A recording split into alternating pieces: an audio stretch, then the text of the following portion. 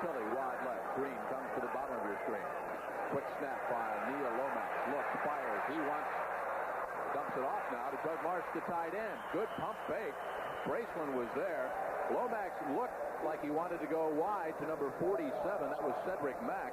Now, Mack, quite a story there, used to play cornerback. That's right. Mack was a second-round draft choice last year for the Cardinals as a defensive back. And a la Roy Green, who also was a defensive back, where they moved the wide receiver. They did the same thing with Cedric Mack. They tried him at defensive back for a year. Now he's at a wide receiver, and he's doing a good job.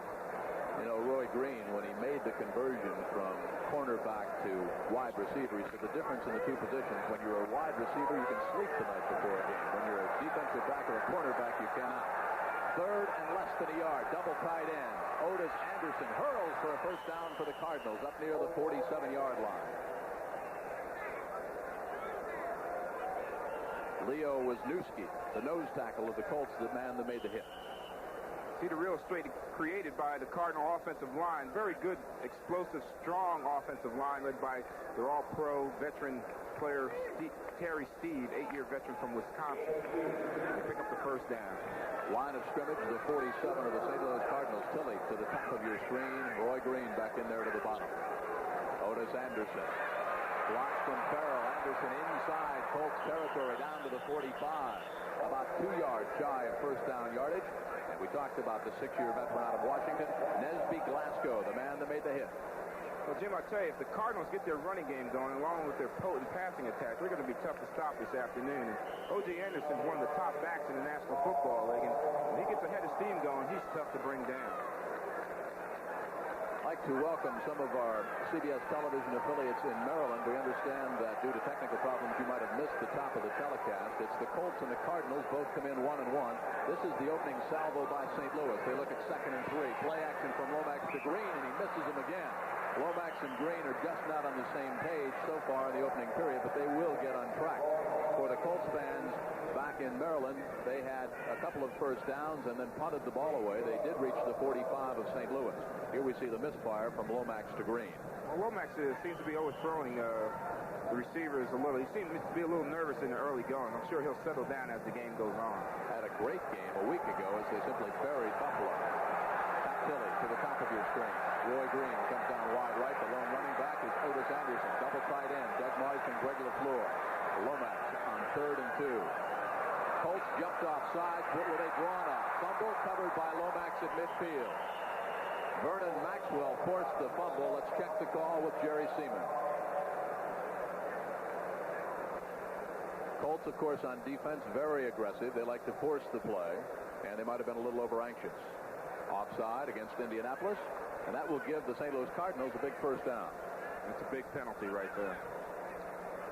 You know, we talked about Nesby Glasgow being the senior citizen of the defensive unit for the Colts. Offside. Defense. First down. Nesby, number 25. He's in his 6th year out of Washington. He talked about Coach Frank Cush because Nesby has been around for all 3 of Cush's years. First year under Coach Cush, he said it was my way or the highway. Second year, he said motivation through intimidation and humiliation. He said he's mellowed a bit. 1st and 10. Otis Anderson chopped down at the line of scrimmage. Might have gained a half yard by the other senior citizen. 6 years out of Alabama, Barry Krause. All Barry Krause has done is play in 75 consecutive games for the Colts and tied for the lead in tackles in the club last year.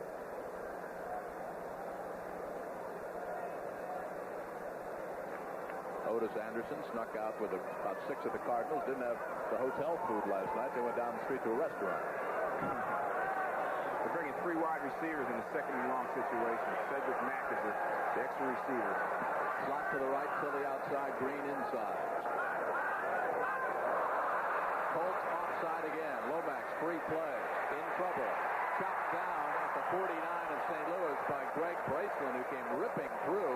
5th year out of California, a free agent and a fine for the Colts. Now let's see, were the Colts drawn offside, or did they just penetrate the neutral zone? Vernon Maxwell. I think Vernon Maxwell a little over-anxious. He was blitzing on the play along with Braceland, and he just got a little over-anxious. He's got to learn to watch that football and not listen to the snap count. Offside, number 56. Defense. Still 2nd down. haircut this year. It's a little shorter around the temples. Is that right? Well, the coach will have to go. You're going to see him blitz a lot. They blitzed 70% of the time last week, which is an unbelievable high percentage to blitz. And when you're blitzing like that, it puts a lot of pressure on their defensive secondary. The Colts have a young secondary, and the Cardinals' passing attack is their strength. 2nd and 4, slot to the left, Green outside, Tilly inside. That usually means a pick. Otis Anderson, he picks his hole and bowls inside the 30 of the Colts down to the 28-yard line. Cliff Odom hanging on, but good blocking by Louis Sharp and Terry Steve over that left side. Let's talk about the blitzing Colts, the aggressiveness now, and how that changes the St. Louis philosophy on offense. Well, it hurts the running because the linebackers are playing upfield, and therefore if you get outside, you get around these guys, the linebackers, the blitzing linebackers, you're going to have a lot of real estate on the outside, and that's what happened here. Maxwell took it upfield too far, and Anderson cut it inside of him. Double tight end for the Cardinals, Marsh and LaFleur. Convoy over the right side for Otis Anderson, and he bowls his way down to the 22. James Burrows met him head on, but not before Otis Anderson had rambled for 7. You'd like to be a defensive back and watch this fella come at you. I wouldn't like that. Let him go past me, then grab him from behind, because I would not take this man head on. He's got good speed to the outside, great size, and he started against the Dallas Cowboys. His rookie season ran for 179 yards against Dallas in his first game. 5 carries, 22 yards so far in this game for Otis Anderson. Dallas Cowboys know about Otis Anderson, believe me. 2nd down, 3 to go from the 22 of the Colts. Again, LaFleur and Marsh to the tight end. Roy Green, wide right. Pitchback, Otis Anderson fumbles the football, loose at the 25. Lomax says the Cardinals got it back. It's what Jerry Seaman says that counts. Cardinals dodged a bullet there. That's head coach Jim Hannafin in his 5th year. This is what the Colts want. They got to create the turnovers and make the Cardinals make the mistakes. And there's one, but they just didn't get on the football to capitalize on it. But it slows the Cardinals down a bit. It creates a 3rd down and 6 situation. Randy Clark, the man that fell on the football, you look at down distance coming up here. We asked Jim Hannafin at the hotel last night, the Cardinals, who his biggest surprise is, his most pleasing player on offense so far. He said Randy Clark, moving from the guard position, stepping into the center.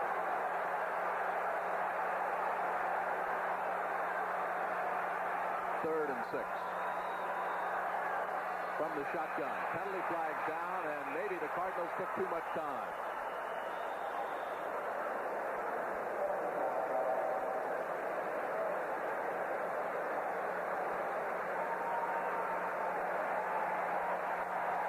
Third and 11. A lot of penalties in the early going. This one against the Cardinals, and those are the type of penalties that you really hate to have because you work so hard in practice. Delay of game, number 15, offense, still 3rd down.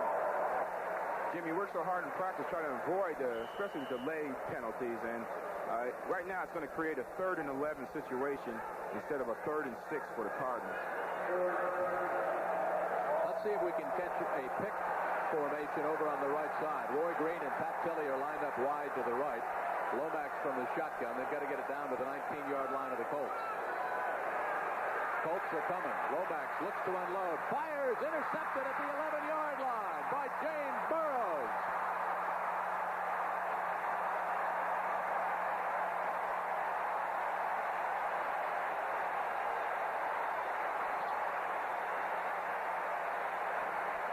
Burrows with 2 interceptions last year. 3rd year out of Michigan. See this situation, Roy Green, he's got the inside. It's man-to-man coverage because the Colts are blitzing. He's got it inside. He just kind of rounds the route off. He doesn't square it off, and Burrows is right there on the coverage. Cedric Max, as you saw at the top of the screen, was wide open. Turnover against the Cardinals. Colts ball when we come back. To the Hoosier Dome, a magnificent structure here in Indianapolis, the home of the Colts. And we've got a zip-to-zip ball game early in the first quarter. First turnover of the football game. The Colts come away with it 1st and 10. They start from their own 16-yard line.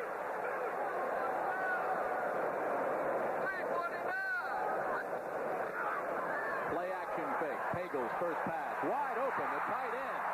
That is Dave Young, free agent out of Purdue. 1st down for the Colts. Well, Jim, this is what happens when you get your running game going, get your running game off to a good start. And this is where the strength of the Colts passing attack lies in their play action pass. Fake it to Curtis Dickey in the middle, and just a little turn out to Dave Young, who was a #1 draft choice for the New York Giants. It was cut by the Giants and picked up by the Colts. If you think it came as a surprise to the Cardinals, it probably did, because that's his first catch of the year. 1st and 10 for the Colts from their own 34.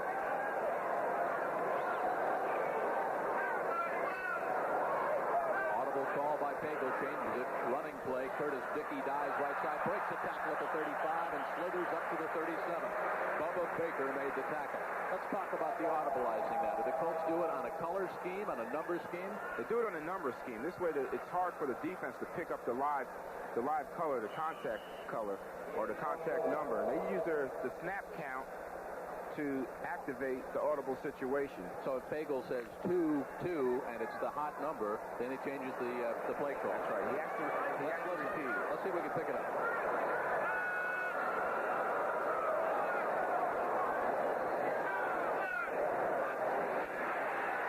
A dummy number. He stayed with the play he called, and Curtis Dickey is across the 40 up near the 41-yard line in the grasp of Wayne Smith. He called 2, so that was a dummy signal because he went on the first hut. Right. They stayed with the original play. Right. What he's reading and what he's keying on is the defensive ends and the defensive tackles line up. If they line up to the outside, he wants to go away from that and either run the ball the other way or run it up the middle. If they line up inside, shading inside on the offensive tackle and offensive guard, they want to run outside. How difficult is that for a player to adjust to? Now, you're up at the line of scrimmage. You've got a play call that you break the huddle. You've got that play in mind, and all of a sudden you've got to listen for a number, a key, and then maybe change the play altogether. Well, Jim, what the key is concentration. You've got to concentrate, and it keeps everybody involved in the game. 3rd and 2. Pagel, straight drop. Looks to unload safety valve. Cardinals are coming, and Pagel gets out of trouble, dodges the bullet, and is off to the races. Slides for a first down at the St. Louis 37-yard line. Kurt Auerman made the tackle secure, but that was all Pagel, and what a job he did escaping Curtis Greer and Bubba Baker. Well, again, the Cardinal pass rush is putting a lot of pressure on Pagel, but one thing Pagel can do very well is run with the football. He's very nifty back there, very nimble, and he was second in the NFL as far as quarterbacks rushing the football. When he gets downfield, gets a lot of real estate because the receivers are clearing everything out and being covered by linebackers and defensive backs, and he puts the slide in the second base. First down, Colts. When the Colts buried Buffalo a week ago, 37-7, Mike Pagel was sacked once, nor was he intercepted. It was a mistake-free afternoon for the Colts. 37-yard line of St. Louis now as the Cardinals dig in on their defensive heel. Ray Butler comes out wide to the left side. Tracy Porter moves into a slot. Pitch back to Curtis Dickey. Almost chopped down, and Curtis Dickey out of bounds down at the 35-yard line of St. Louis. E.J. Jr. chased him out of bounds, and there we have an early score in Minnesota. Battle of field goals, the Falcons and the Vikings. Likewise, fair to say at Shea, it's at the Meadowlands. They moved across the river. Seattle, with that very tough defense, goes up early at Foxborough. He'll be chewing a lot of gum before this one's over. He expected a very physical game, he told us at the hotel last night. Well, both teams are physical. The Cardinals have always been a physical football team. Over the years when Dallas played Cardinals, we always knew we were in a football game because these guys like to come out and hit. Butler left, Porter right. 2nd and 9. Randy McMillan. First down for the Colts. Benny Perrin and Lee Nelson hanging on, but the blocking on the right side by Donaldson, Stolt, and Wright. Watch the holes on the right side. Well, they've been going to Dickey. Now they go to McMillan on quick kick opener up the middle. And McMillan's a good, tough running back. He has good speed for his size. How about the defensive adjustment of the Cardinals now? It used to be the front four, they would play pass and then react to the run. They're maturing, though.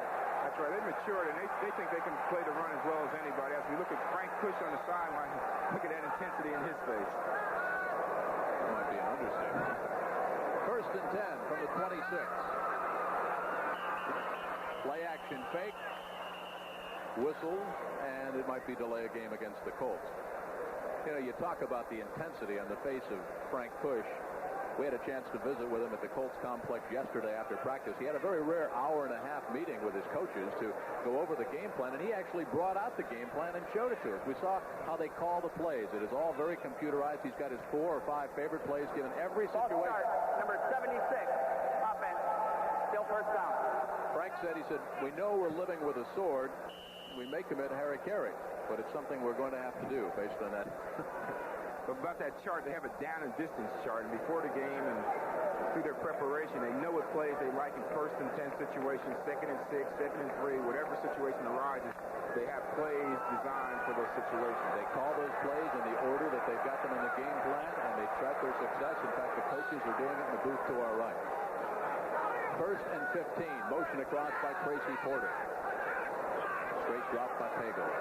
Looks, fires, looks down for Dickey, and he cannot hang on inbounds. He caught it, but he was out of bounds at the 12. Bob Harris, the man who was there, the linebacker, but you just can't stay with Curtis Dickey out of the backfield. Dickey's got that world-class speed, and like I said, it's unbelievable. He runs a 4.240, and that's definitely world-class speed. And you see the pass protection, good pass protection that time from Pagel, and he just kind of lays it over the linebacker, gets it over his head, and Dickey makes a great effort on the ball. Just can't control it before he gets out of bounds. Kind of a fluttering pass by Pagel. Last week we talked about his most productive day as a pro. He was 15 of 20, 215 yards, and 3 touchdowns. Mike looks in now. It's 2nd and 15. Quick snap. Flood formation to the left side. Man open is Porter, and he misses it. Drop at the 10-yard line. Now wait a minute. They're saying he caught the ball. Matt Booza. I'd like to see that one again. Well, he did. He missed the short receiver, and the long receiver was clearing out and just happened to come up with the football. Let's see if any green gets in there. Sometimes it's better to be lucky than good. This Pagel, again, good protection. He overthrows the short receiver on a sideline route. But this Boozer was clearing out Wayne Smith, and he just comes back and makes a nice catch on the sideline. Got his first baseman's glove out on that one. Right, good catch. You wide receivers, you know how to covet that ball when it's down on the ground, huh? Right, bring it in. Just outside the 10-yard line. Curtis Dickey. It's a foot race. Dickey wins. Touchdown, Indianapolis.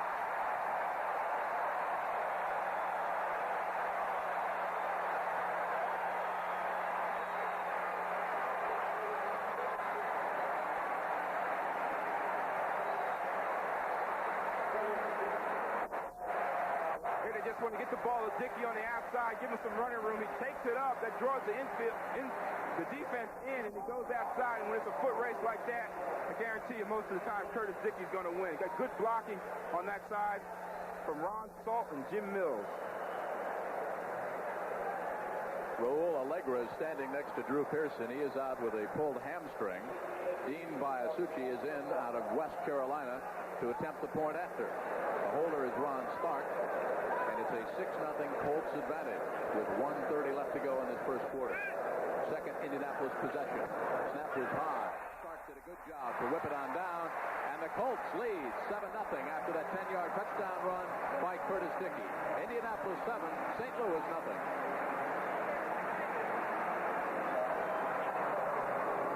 Eastern Carolina, who actually had to borrow some clothes from Allegra just to make the trip to Houston. Understand that his sport jacket came back a little worse for wear because Mr. Biasucci is 6'3" and about 190 pounds. Stump Mitchell back deep, the all-time leader in kickoff returns for the Cardinals with 108 in his career, passing Ollie Matson and Terry Metcalf from the 35. Biasucci, low line drive kick. Mitchell fields at the 5, 10, 15, 20. Blockers set up 25. Hurls up close to the 30. Keeps on diving up to the 32. He got the last 4 or 5 kind of crawling along the ground.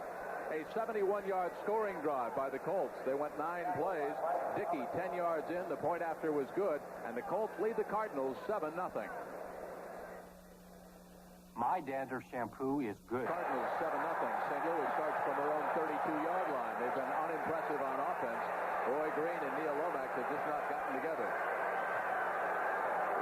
Pat Tilley wide left. Roy Green wide right. Rick Farrell 31, the fullback. Quick out. Roy Green up to the 39-yard line in the grasp of James Burrows, who had the interception that set up that very impressive 71-yard scoring drive. Now, Drew Pearson. How come the Cardinals came in anticipating the run? They said, we're going to stop the run. Colts move it right down and score. Well, you can say you're going to stop it, but you actually got to go out there and do it. And the Colts have an excellent running attack. There's second in the National Football League in rushing the football. They're 75 yards compared to the Cardinals' 25 yards rushing the football here in the first quarter. A 3-to-1 ratio advantage Colts. Second and short. Otis Anderson gets a block from Philly, turns the corner. Mismatch on the corner there, up to the 50-yard line. That's a first down. Eugene Daniel, but he was like a bowling pin going down with a bowling ball there. Daniel is just 179 pounds, and Otis Anderson tips the scales at 220. Well, the Cardinals are getting settled down now. They kind of knew that coming in here, the fans would be pumped up, the Colts would be pumped up, and they're going to let the dust settle and see where they are. They're trying to get in their offense, into their offensive game plan now. There is no dust in this artificial surface, but you were down before the game, and each artificial stadium has its own characteristics. How might this differ from St. Louis? Well, this is good, short turf. There's no elements here. It's not wet. It's dry, and they don't have to worry about slipping and sliding or anything like that. Pat Tilley wide left, Roy Green to the bottom of your screen. Lomax, quick release to Roy Green. Batted incomplete and almost intercepted by Burrows. If Burrows has another quarter of a step, he's off to the end zone. Burrows is doing a great job on Roy Green. He's not giving him much room. And Green is noted for his speed. He's very quick. His nickname is Jetstream. You don't get that name, a nickname like that, from being slow. Burrows is keying the quarterback. He's watching Lomax's setup. He sees the short drop and just makes a break on the ball. Maybe later in the game, we're going to see Green running out and up on Burrows to take advantage of Burrows' aggressiveness. I think they might be setting that up. They could do. Pitch back to Otis Anderson. Colts are coming and nothing doing. Look at the intensity on the part of the defense. Blaze Winter, the man that was doing his Mark Gastineau impersonation, the rookie out of Syracuse, and Greg Braceland, fifth year from California, the first to get there. That rookie, by the way, leads the Colts in tackles. A quick first quarter here in Indianapolis. We're at the Hoosier Dome. The Colts have the only score, a 10-yard touchdown run by Curtis Dickey. So we'll start the second quarter as the Cardinals approach midfield, but they trail by a touchdown.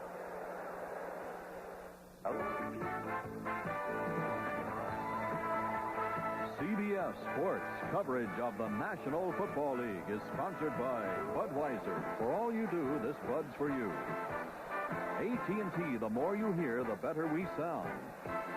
And by Zenith Advanced System 3, the smart sets. The quality goes in before the name goes on.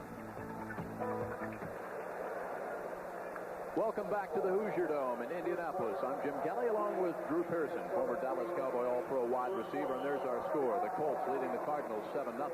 It's 3rd and 9 for the St. Louis Cardinals as they're approaching the 47-yard line of the Colts. Slot formation to the left side. Now they change it up. Roy Green goes outside. And Cedric Mack, former defensive back, along with Roy Green. That's Mack in motion across to the top of your screen. From the shotgun, Lomax, a long count. Colts are coming. Lomax looks. He wants Green. Fires. Did he catch it at the 32? Incomplete. Trapped the ball. Eugene Daniel, the rookie from LSU, covering Roy Green one-on-one. Eugene Daniel, by the way, a surprise package acquired in the 8th round of the draft. He's come on and given the Colts some very steady play at cornerback. There's definitely a trap on that play, even though it was close, but the official was right on the play, and he made a good call. That's Larry Anderson back deep. We mentioned the former Pittsburgh Steeler who has 2 Super Bowl rings. And back to do the punting, Carl Birdsong from Southwest Oklahoma State. Birdsong, last week, he only punted one time, and he put it out of bounds at the Buffalo 5.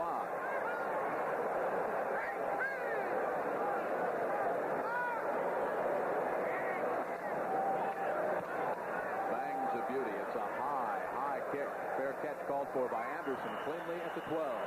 So the Colts, who lead 7-0, back there in be careful territory, don't want any kind of a turnover. And the St. Louis defense, which has been reeling just a bit, would like to force some kind of a turnover. A 42-yard punt, no return. Colts ball from their own 12 when we come back.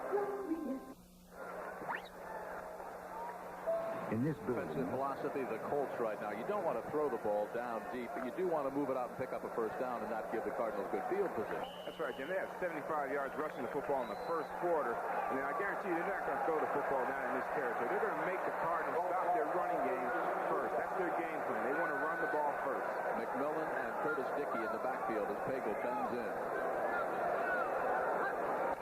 Pitch back to Dickey. Sweeps to the right side. He's got a big hole. Big block by McMillan. Loose football down at the 12, but the whistle had blown. Charlie Baker, the first to get there, fifth year from New Mexico, along with Bob Harris. So you've got the two outside linebackers coming up to make the tackle. Doubleheader Sunday here on CBS. The 2-0 Giants against the 0-2 Redskins. We'll find out from that game which team is for real so far.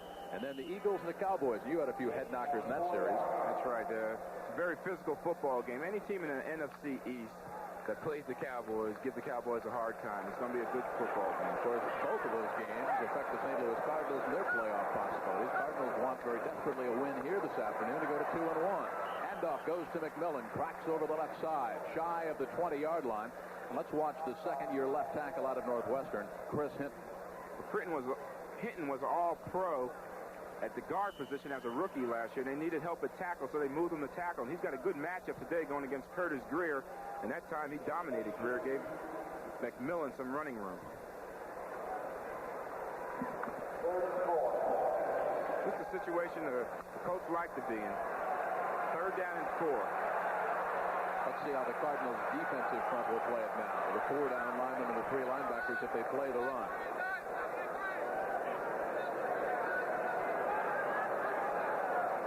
Sprint out by Pagel. Fires over the middle, and this one is intercepted at the 46-yard line. That is Wayne Smith to the 35, to the 30. Looks for some blockers inside the 25. Hurls down to the 23-yard line. That's his second interception of the year. He had 2 all of last year, and the free agent from Purdue comes up with a big interception. Kind of a strange pass putter. Now, when Pagel is chased out of the pocket, you expect him to go safety valve or pull it down and run, not throw across the field. Well, he's seen the inside receiver break open to the inside, but he just overthrows the receiver. Terrible on this play. You can see he wasn't even close, and Wayne Smith just laying back there and picks it off. And this is a big break for the St. Louis Cardinals. Good field position early in the second quarter. How about he underthrows the receiver? From the 24-yard line, the Cardinals start with great field position, but they trail 7-0. And the rookie, Blaze Winter, is really doing a gas now. He's up jumping around and trying to get the fans alive here at the Hoosier Dome. Double tight end alignment. Doug Marsh, regular 4 for the Cardinals. Flood formation right side with Green and Tilley. Lomax will go to one of them. The sack is coming on. Lomax out of the pocket. He's got Otis Anderson. Otis Anderson to the 10. First down, St. Louis in the grasp of Mark Kiffin. Well, the coach did what they said they were going to do. They blitzed on that play, and they put the pressure on Lomax. But Lomax not really noted for being a scrambler, but he is pretty nimble back there, and he can avoid the rush. He comes out of it there and just finds Anderson, and a great tackle here by Profentis to stop the touchdown. That was number 55, Barry Krause, putting the pressure on Lomax. He simply ducked underneath. The line of scrimmage exactly where it was when Curtis Dickey went for 10 yards for the Colts, just outside the 10-yard line.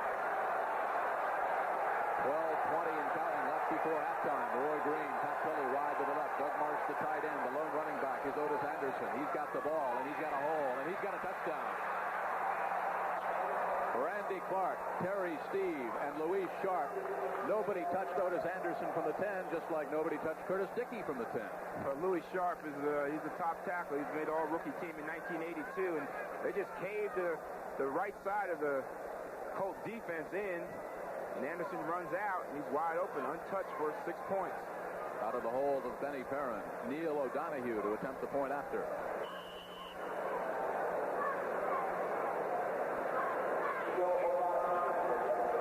This game really not what anybody expected. Cardinals were anticipating stopping the run of the Colts. They have not. Cardinals expected to move the ball by the air, and they have not. The point after by Neil O'Donohue is good, and we've got a 7-7 standoff. The Colts scored first, but that big interception by Wayne Smith set up a 10-yard touchdown run by Otis Anderson. We are deadlocked 7-all. High end-over-end kick to Anderson up at the 11-yard line. Big hole. Hurls his body up to the 25, and the Colts start 1st and 10 from that point.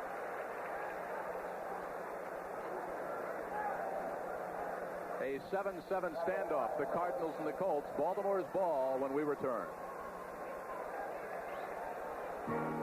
Because obviously the wide receivers were going on a different count, didn't pick it up, they jumped off sides. Well, you know, Jim, you can call these things in practice because you don't have the crowd. False start, number 18, offense. Call these things in practice because you don't have the crowd noise.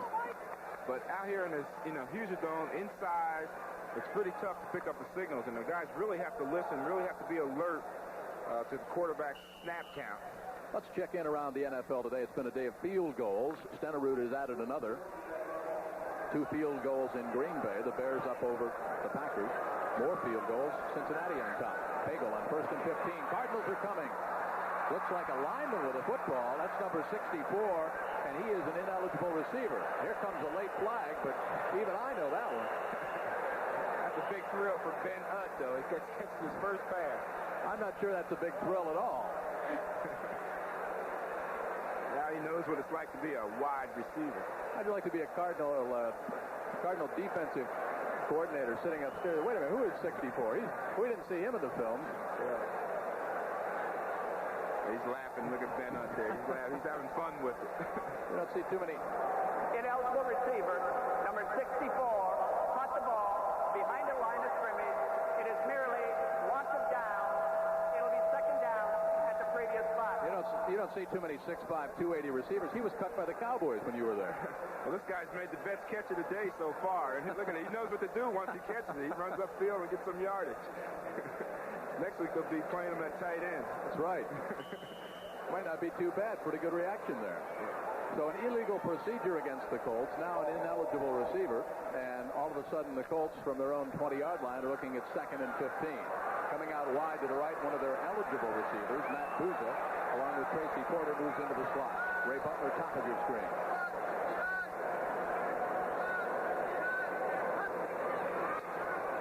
Randy McMillan behind a Curtis Dickey block explodes across the 25 and fights his way up to about the 27.5-yard line in the grasp of Victor Heflin.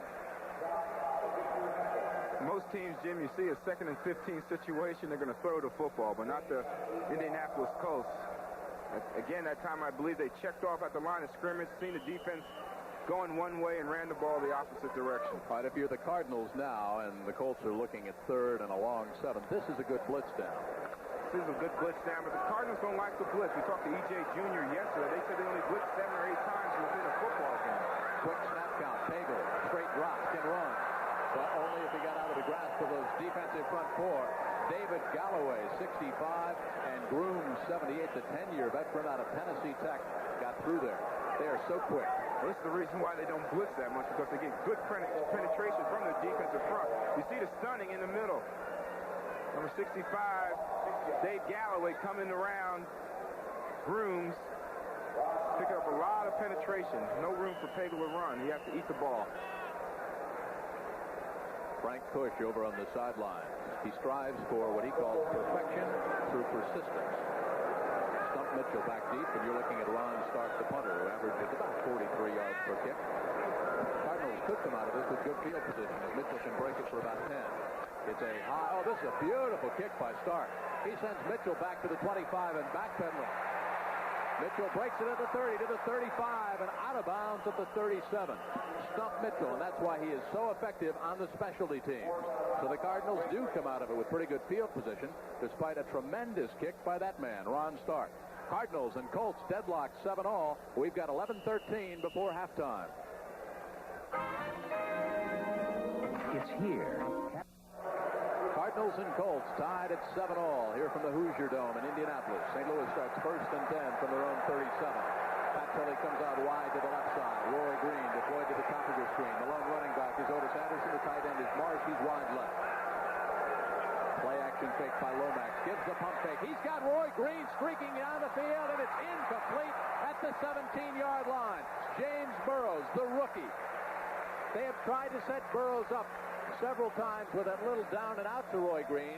We talked about it. That time Green did the hook and go and turned it upfield. That's right. Lomax pumps the ball here. A little play action there to Otis Anderson. Pumps it to Tilley's side. Has Green going to the post, but kind of just lays it up there a little too much. Burrows was beat on the play, but a great recovery by Burrows. He's smooth back there. He's very fluid, and God, he plays that position like he's been there for a long time. He's only a third-year veteran. He was about 3 yards behind Roy Green and made up all that ground and more. Lomax now 4 of 10, 35 yards. Cross blocking underneath for Otis Anderson. Hurls across the 40 down to the 43-yard line.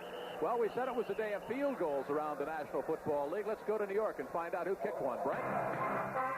Jim, this is the longest one of the day. Jan Stenerud just set a Minnesota Viking record, 54 yards. Against the Atlanta Falcons, Stenerud, of course, was turned loose by the Green Bay Packers, and as a result, Jimmy, the Vikes lead 6-3. Let's go back to Jim. Saw him last week against the Eagles, and he's like a fine wine. He just keeps getting better, Brent. I guess Muss has dried out after the Woodward yesterday. 3rd and 4 for the Cardinals. Lomax. Quick release. Marsh, the tight end. First down inside Colt territory. Bumped out of bounds at the 43 of Indianapolis. Greg Braceland, the man that chased him out of bounds. And while we're talking about Indianapolis, we'd like to send along our best wishes to the 1984 Indianapolis 500 winner, Rick Mears, who is watching today from Methodist Hospital here in Indianapolis after successful surgery on his right foot earlier in this week. Of course, you recall the crash during practice up in Montreal earlier this month. So, Rick, from all of us at CBS Sports, a very healthy and speedy recovery. First down for the Cardinals at the 43. What Lomax has done in his career, he was 5 of 11 now in the passing department. And that is number 31, Earl Farrell, 3rd year out of East Tennessee State, behind the blocking of Joe Bostic and Randy Clark. Well, from the NFL and the Indy 500 to college football here on CBS Sports next Saturday. It's our national game, the Nebraska Cornhuskers, the UCLA Bruins. That should be a barn burner, as they say. Nebraska is so explosive on offense, and the Bruins with that good aerial game as Terry O'Donohue always has. Terry Donahue. Well, the wave has started here in Indianapolis. 2nd and 7, St. Louis.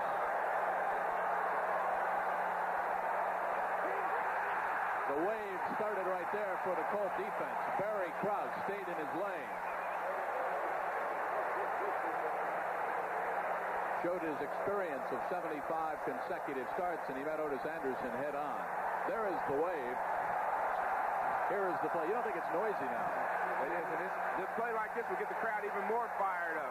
See Barry Krause getting good penetration and just stopping Anderson before he can ever get started. Cardinals really have yet to get their aerial attack going. They've just came out of sync. Yeah, they're fluttering right now, but their momentum has kind of shifted to their side, and they got good field position, so things are happening for them. Shotgun formation. Tilley motion across.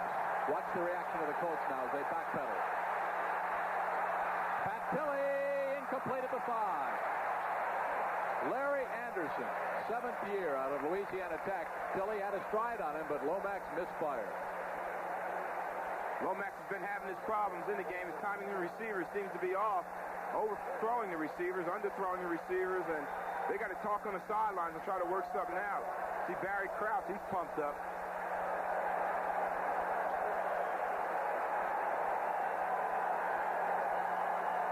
Back to do the punting, that is Carl Birdsong. And he will kick it to Larry Anderson, the man who didn't have to go very far after covering Pat Tilley. He just stayed right back there at about the 5-yard line. The wave continues. The Colts defense rose to it.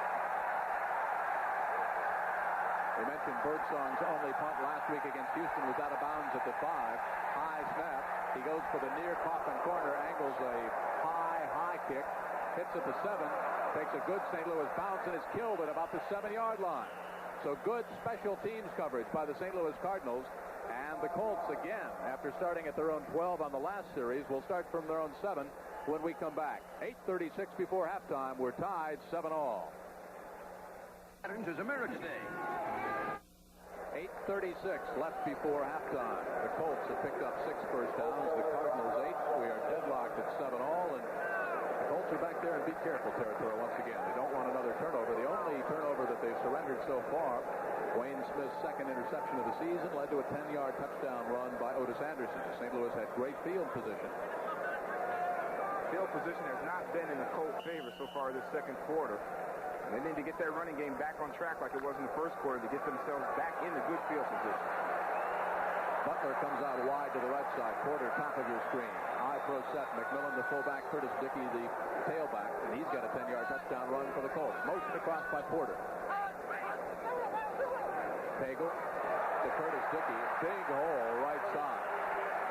Steve Wright. Ray Donaldson doing the blocking. And again, that Colts offensive line, so crucial to their success. Let's take a look at that block. Well, that time they ran right over Ron Salt, their rookie guard, #1 pick from Maryland. He creates a big hole in there for Curtis Dickey, and he just punches it up in there for a big gain. You know, Frank Kush yesterday, he talked about the offensive line and how key it is to their success. He said, if our offensive line is not running and pass blocking, he said, we look like F-Troop running around out there. 2nd and 2. First down for the Colts. Randy McMillan just bowled his way up across the 15-yard line near the 19 in the grasp of Mark Duda. As soon as you start keying on Dickey, they give it to McMillan. The quick hitter up in the middle picks up the first down. 55 years young, Frank Kush, the man on the left side of your screen. Great career at Arizona State, then the Hamilton Tiger Cats, before taking over the Baltimore Colts, going 0-8-1 in the strike season, 7-9 last year, and the 1-1 as he brings his Colts to the Hoosier Dome. 1st and 10, Indianapolis. Play action by Pagel. Look out. Hit as he released the ball, and it's intercepted. Intercepted by Leonard Smith. Touchdown, St. Louis.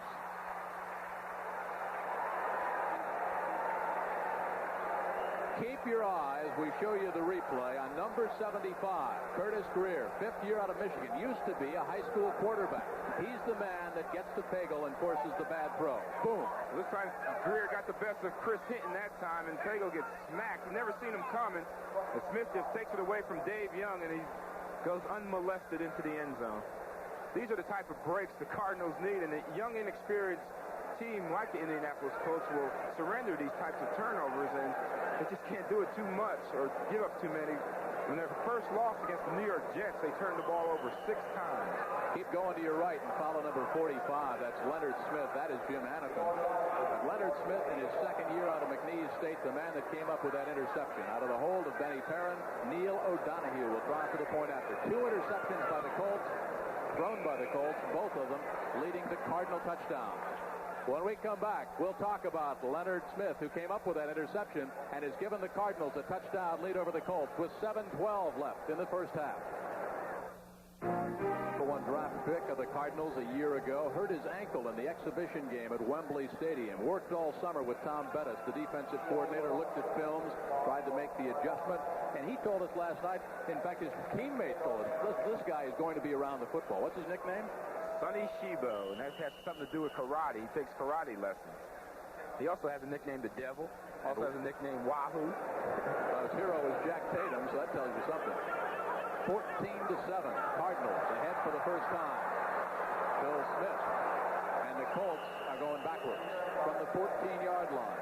1st and 10, Indianapolis. Now they have had 2 very costly turnovers. You take a look at next week's NFL schedule. These Cardinals will be in the Superdome. They go from dome to dome, taking on Bums Boys down in New Orleans. 49ers visit Veterans Stadium in Philadelphia. Ron Myers at home with the Patriots against the Washington Redskins. And, of course, the Redskins coming up next as part of our doubleheader. They're at home against the Giants. Giants are 2-0, and the Redskins are 0-2. Packers have no points, and the Bears have 2 field goals. And the second half of our doubleheader next week, the Green Bay Packers will be at Drew's old stomping grounds, Texas Stadium, and the Chicago Bears take on Seattle. Boy, that'll be a great game. And I'll tell you why in just a second. 1st and 10, Colts. Little misdirection play to Randy McMillan, goes for 3 tough yards. Curtis Greer, the man that forced Pagel to throw that interception on the last possession, the first to get there. Why is Chicago at Seattle such a great game? How do you like to see Walter Payton and Franco Harris on the same football field? Be awesome.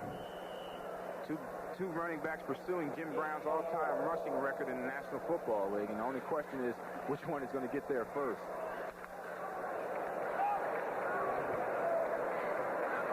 The Colts need a big play. They need to get some more momentum on the side, get this crowd back into the game. Need a first down. It's 2nd and 6. Line of scrimmage. The Colts 19-yard line. Play action fake. Pagel, look out. Fires over the middle. He's got the tight end again. Dave Young, first down for the Colts. And that was a nice pass by Pagel. He knew he had to zip that ball in there because Young was open, but the man covering was, right there with him. But Pagel zipped that ball in there. Play action again. Cardinals have to respect the Colt running game. And Pagel sets up strong that time and just zips it in there to Dave Young for the first down. How about the development of young Mike Pagel? Zeke Bartkowski, former Green Bay Packers quarterback, has been working with Pagel. Well, Pagel, he had a good end of the season last year, and again, things kind of fell off for him in the preseason, but he's picking up the pace now, and he's going to be a top quarterback in this league before he's through. Cardinals fake the blitz. 1st and 10, Indianapolis from their own 37 after that 19-yard completion. Dickey unloads, wide open is Tracy Porter. Touchdown for the Colts.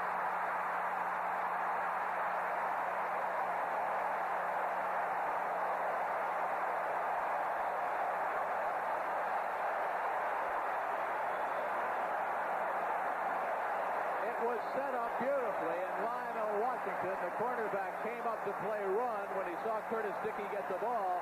Tracy Porter wide open at 63 unmolested yards. Well, Curtis Dickey made a great pass on this play, but what makes this play go is what the receiver does. He has to act like he's blocking the cornerback, and then when that cornerback makes the move, slip by him. And Tracy Porter almost dropped it there. He juggled it, but he had enough to hold on to it to take it in for 63 yards and a touchdown. What goes through your mind as you're a receiver? You're out there, you're all alone. There's nobody but you and the tuba player, and that ball just kind of floats. You can't wait for it to get there. Well, it seems like eternity before that ball gets to you, and you just kind of think about, put everything out of your mind, just think about catching that football.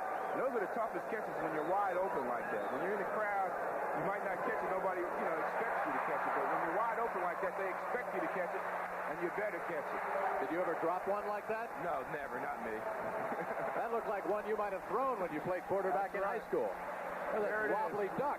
You see Dickey tucks that ball under his arm, and he throws it. He doesn't set up. He just flutters it out there, and that's why Porter had a little trouble holding on, and he almost dropped that thing. This NFL Most Valuable Player segment is brought to you by IBM. Once a baby-faced free agent, St. Louis quarterback Jim Hart struggled through an up-and-down career that rose skyward in 1974. Hart thrives on a hothouse offense that produces not garden-variety victories, but a string of last-second miracles. The Cardiac Cardinals win a division title, and Jim Hart commands center stage as the NFL's Player of the Year. Mitchell is back deep, number 30 for the St. Louis Cardinals. That is one of the upbacks, number 57. And meanwhile, Dean Vlasuki will spot it from the 35. He gets away a beautiful kick. It backs Mitchell 1 yard in the end zone.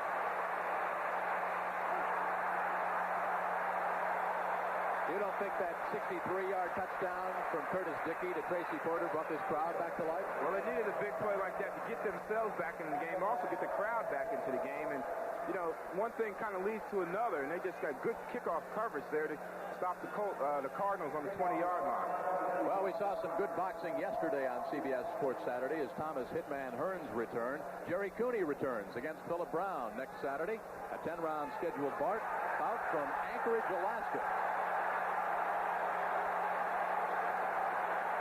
Cooney, of course, long layoff after that heavyweight championship bout with Larry Holmes, the pride of Eastern Pennsylvania. 1st and 10 for the Cardinals, still reeling a little bit from that flea flicker. Otis Anderson.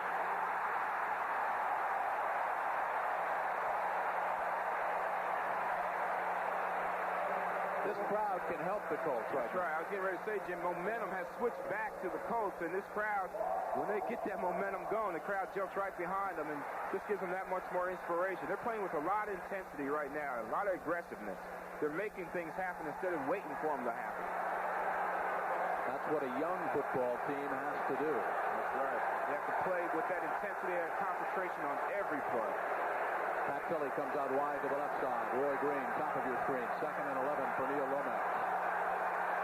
Little delay to Farrow. Not much doing.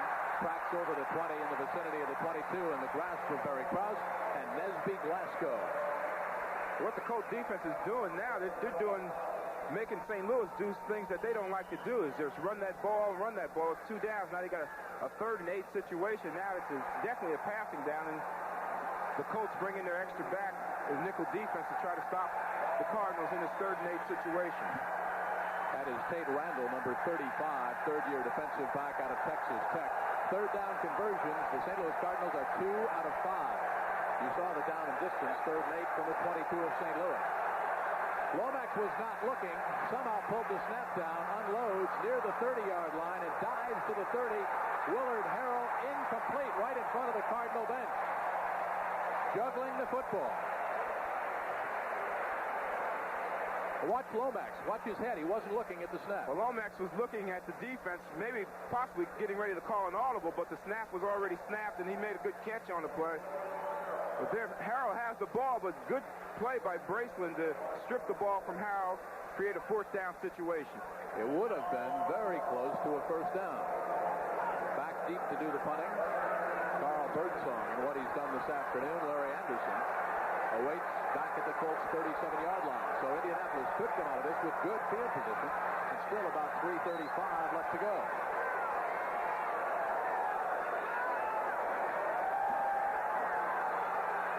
Birdsong, oh, he bangs a beauty. It is a high, spiraling kick. It backs Anderson up to the 28 and down at the 33. Loose football, and it looks like the Cardinals have it. St. Louis, 1st and 10 at the Colts 30-yard line. Victor Heflin, the man that forced the fumble. Let's see who gets up off the bottom of the pile, but there are lots of white jerseys with red numerals. A 50-yard kick, and it had that man, Larry Anderson, backpedaling. Now watch Heflin come in, and he forces it right there. Well, Anderson's going down. He tried to switch the ball in his other hand, and in doing so, he lost control of it. And this is a big turnover for the ball, Indianapolis Colts. Nico Noga, the man who was on that football. You know, when he was drafted, he was a 5th-round draft choice, and when they called him, he said, "Where's St. Louis?" I guarantee you he knows where it is right now. He's got good speed. He runs a 4.6 40. That's excellent speed for a linebacker. You can't miss it. It's got a big arch by the river. That's right. 1st and 10 for the Cardinals. Pat Kelly comes out wide left. Roy Green, top of your screen. That's Marsh moving into the slot. The other tight end in there is Greg LaFleur. Lone running back. Gets the ball. Play action fake is Anderson. Lomax in trouble. Unloads. Looks. It is intercepted by Burrows again. His 2nd interception of the game.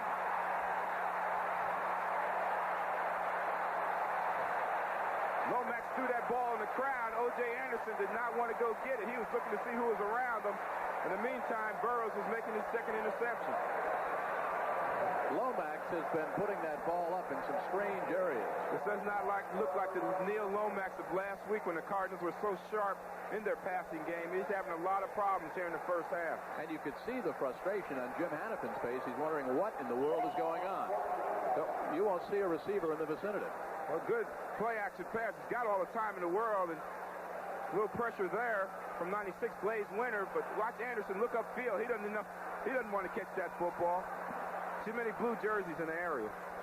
That's Curtis Dickey, who bowls to about the 15-yard line. Meanwhile, we've got some field goals going on and some scoring, I guess, from Green Bay. Brent, have you dried off from the Woodward yesterday?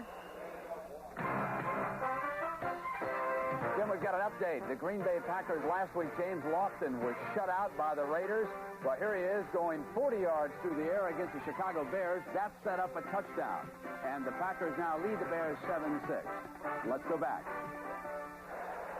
All right, Brent, thank you very much. Here's our score at the Hoosier Dome in Indianapolis. The Cardinals and the Colts deadlocked at 14. As we seesaw back and forth now, a fumble recovery by the Cardinals. James Burrows comes up with his 2nd interception. It's an injured Cardinal player down on the field, and we'll get that number for you in just a second. In the meantime, this telecast presented by authority of the National Football League. It's intended for the private use of our audience.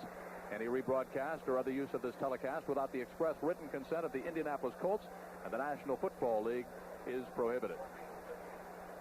It's David Galloway, number 65, 3rd year out of Florida, 2nd-round draft pick at the left tackle spot for the Cardinals, who is the injured man. And, of course, we've got a 14-all standoff here coming up. Doubleheader Sunday here on CBS Sports. The Giants and the Redskins, two teams going in opposite directions. The Giants are 2-0. The Redskins are 0-2. And then it will be the Philadelphia Eagles taking on the Dallas Cowboys. The Jets have taken a lead. And East Rutherford. Green Bay, we had that update from Brent Musburger just a couple of seconds ago. So the Packers on top over the Bears. Atlanta now has gotten the equalizer after that record field goal by Jan Stenerud. And look what Seattle is doing in New England. Second half of our doubleheader Sunday next week, the Bears and the Seahawks. Franco Harris and Walter Payton on the same field. And Kansas City showing they're for real. What a job Todd Blackledge has done filling in for the injured Bill Kenny at quarterback. And you saw that 10-0 lead over the Raiders. Second down, 9 to go. Sprint out by Pagel. Looks, fires to Butler. Great catch, and he drops the ball. The two officials were a bit indecisive, Drew Pearson. Now, the one official looked at the other and said, is it a catch or not? Neither one would make the call. Well, it's a tough call. The question remains whether Butler, who made a great catch on the play, if he took a couple steps with the football. In my estimation, he took a couple steps, and it should have been a fumble. But this is a great catch and a nice throw by Pagel. He puts it away and loses it on the way down. And now watch the official. He's looking at the other one and says, you call it. You call it. I don't want any pressure here. You take it. They call it incomplete pass. I guess that was the safest call. But a good effort by Ray Butler. He's really improved this year as a receiver. Put 2 touchdown passes last week for the Colts. Pagel now 3 out of 8, 56 yards, 2 interceptions.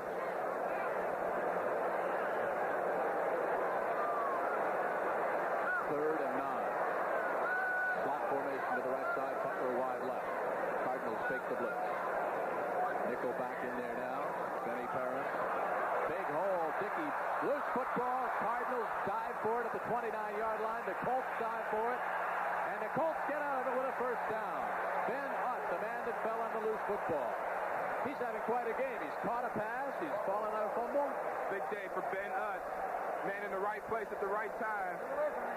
How many times you see 3rd and 8 situation, 3rd and 9 situation, the team runs a draw play and picks up the first down. Watch the reaction of Utt now. He'll come in from the right side of your screen. Well, this is what happens, Jim, when you keep hustling. Things like this happen. You end up in the right place at the right time. They're going to make him a running back and a tight end the way he's playing today. First and 10 Colts. You don't think that was a big play. They keep the football. They pick up a first down. Otherwise, the Cardinals would have gotten it back with 2:20 to play. We approach halftime, and we are tied 14-all. Tracy Porter wide left. Butler comes to the near side.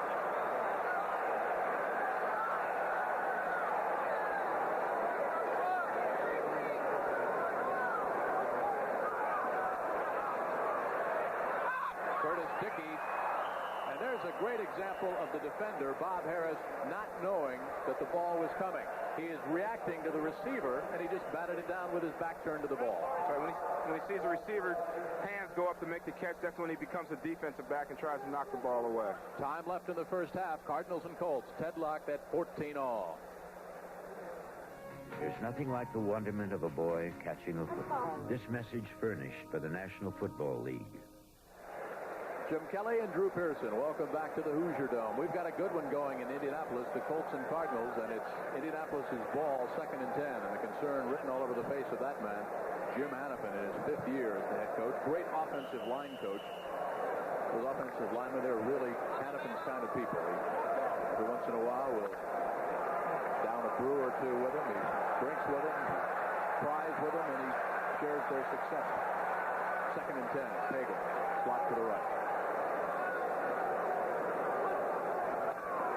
Little delay to George Wansley. Looks for a block and gets it. Turns the corner up near the 35. Penalty flag is thrown, and I believe you'll have a clip called against the Colts. George Wansley, a rookie out of Mississippi State. If that name sounds familiar, his brother Otis plays for the Redskins.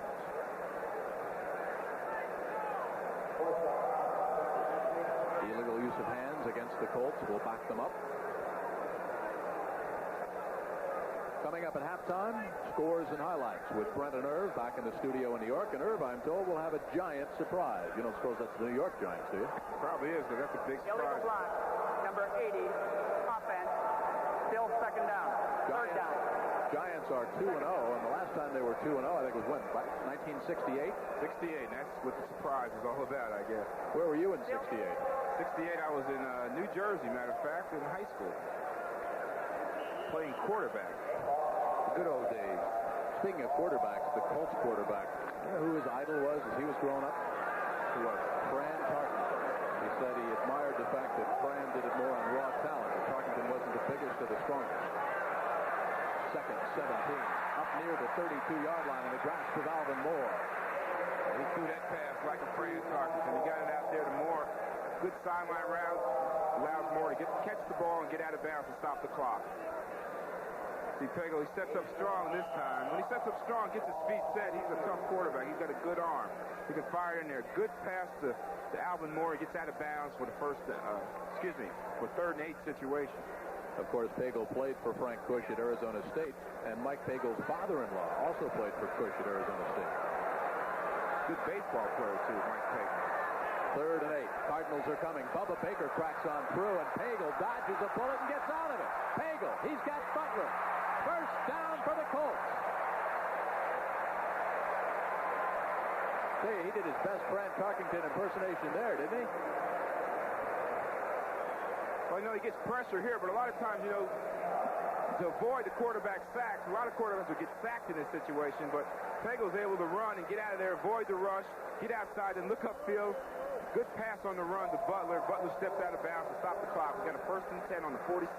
Quarterbacks love you wide receivers that come back to the ball and help out when you're in trouble, too. That's right. That's what you're supposed to do. It's easier for the quarterback to, when he's on the move like that, to throw shorter passes than to throw their long pass. So you always come back to the football, come back to the quarterback. From their own 47, the Colts have something going. Butler wide left. Slot to the left side with Porter. Looks for Butler. Down at about the 35-yard line. Incidental contact. Lionel Washington was there. Washington, he's got to be a little jittery right now. That's that 63-yarder from Curtis Dickey to Tracy Porter. That's right. Well, that was a play-action pass, so you kind of got to give somebody else credit for that. Give the Colts credit, not a detriment or a negative against Lionel Washington on that play. But that time, the Cardinals were in the blitz situation. That's why Washington was man-to-man on Ray Butler, and he did a good job covering him.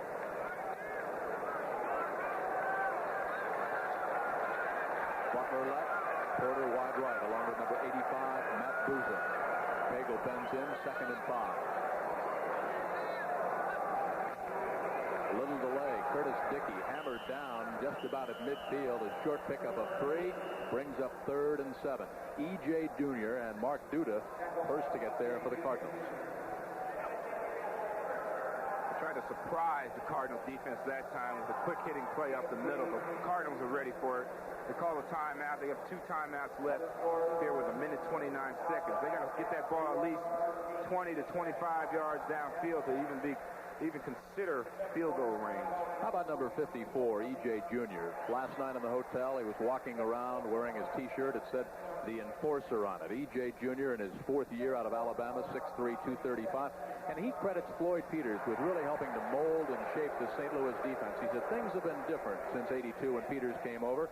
And their goal now is what? To be, the best in the NFL. And they can be. They're a very physical defensive football team. Even in the years when the Cardinals were having a lot of trouble with their teams, not winning the games and not making the playoffs, they always have been a physical, aggressive defensive football team. And now they have good athletes in the skill positions, led by that man, E.J. Jr. And, Jr. had his problems off the field, but he's got all that corrected now, and he's just concentrating on football. He's studying to be a doctor.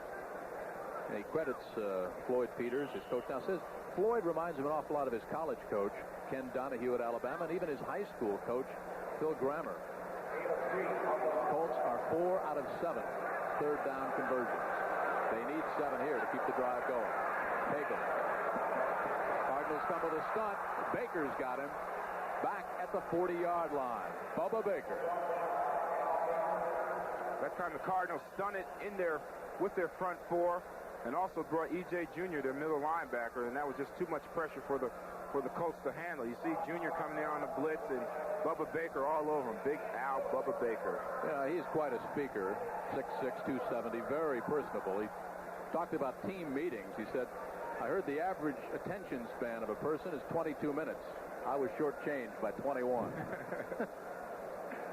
Well, he's some football player, and he's happy in St. Louis, and he had 13.5 sacks last year, and he's picking off right where he left off last season.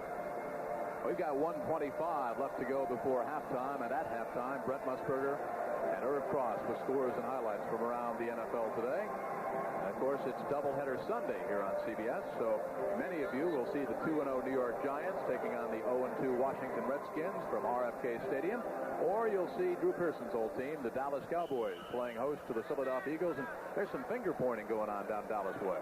That's right. They're having some problems down there. And problems with the coaching staff, problems with the players criticizing the coaching staff, and that's something that's never happened in 11 years I've played with Dallas. Never criticized the coaching staff, at least publicly. Sure never got in the papers, but it did, and Landry said something about it this week. Stark, averaging 49 yards per kick. Stump Mitchell, fields at the 20, gets a block to the 25, across the 30, and down at the 33-yard line before he's gang tackled. And one of the Colts in there was George Wansley, brother of Otis for the Washington Redskins. You see time left, first half. If you're the Cardinals now, your passing game has been a little better than lousy. Do you put it up and risk a turnover, or you go out content 14-all? Sure, they got 1 minute and 14 seconds left in this half. They got good field position here, so I think they're going to put the ball up. They need to get some momentum going. If they can move the ball well in this 2-minute situation, get themselves in field goal position at the least, then it's got to give their offense a shot in the arm, a little momentum going into the locker room at halftime. Line of scrimmage to 33. Neil Lomax, 5 of 14 for 48 yards and 2 interceptions. Uncharacteristic stats for Neil Lomax. Especially after that great game last week as they buried Buffalo. Green and Tilly on the same side. That usually means a pick. Lomax. Colts are coming. Otis Anderson, incomplete, intercepted out of bounds by Nesby Glasgow. He had the ball, but he juggled it as he crossed the end line right in front of that Baltimore bench.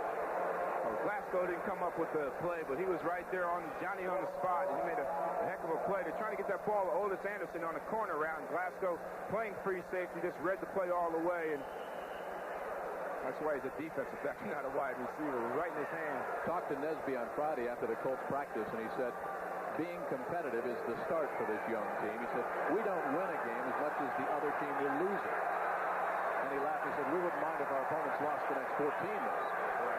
Flood formation to the right side for Lomax. 2nd and 10. Floating pocket, right side. Lomax looks, unloads to Anderson, who drops it at the 40-yard line. In fairness to Neil Lomax now, some of the balls have been badly thrown. There have been some drop like that one there. And you made a very good point about Roy Green and the routes that he was running. Too deep and helping to bring the defender up toward the ball. That's right. When you run that sideline route or in route, you got to make those cuts and breaks sharp. If you don't, you're going to round that thing off. It's going to throw your timing off between the quarterback and the receiver. You see Roy Green at the top of the screen. He's in man-to-man coverage.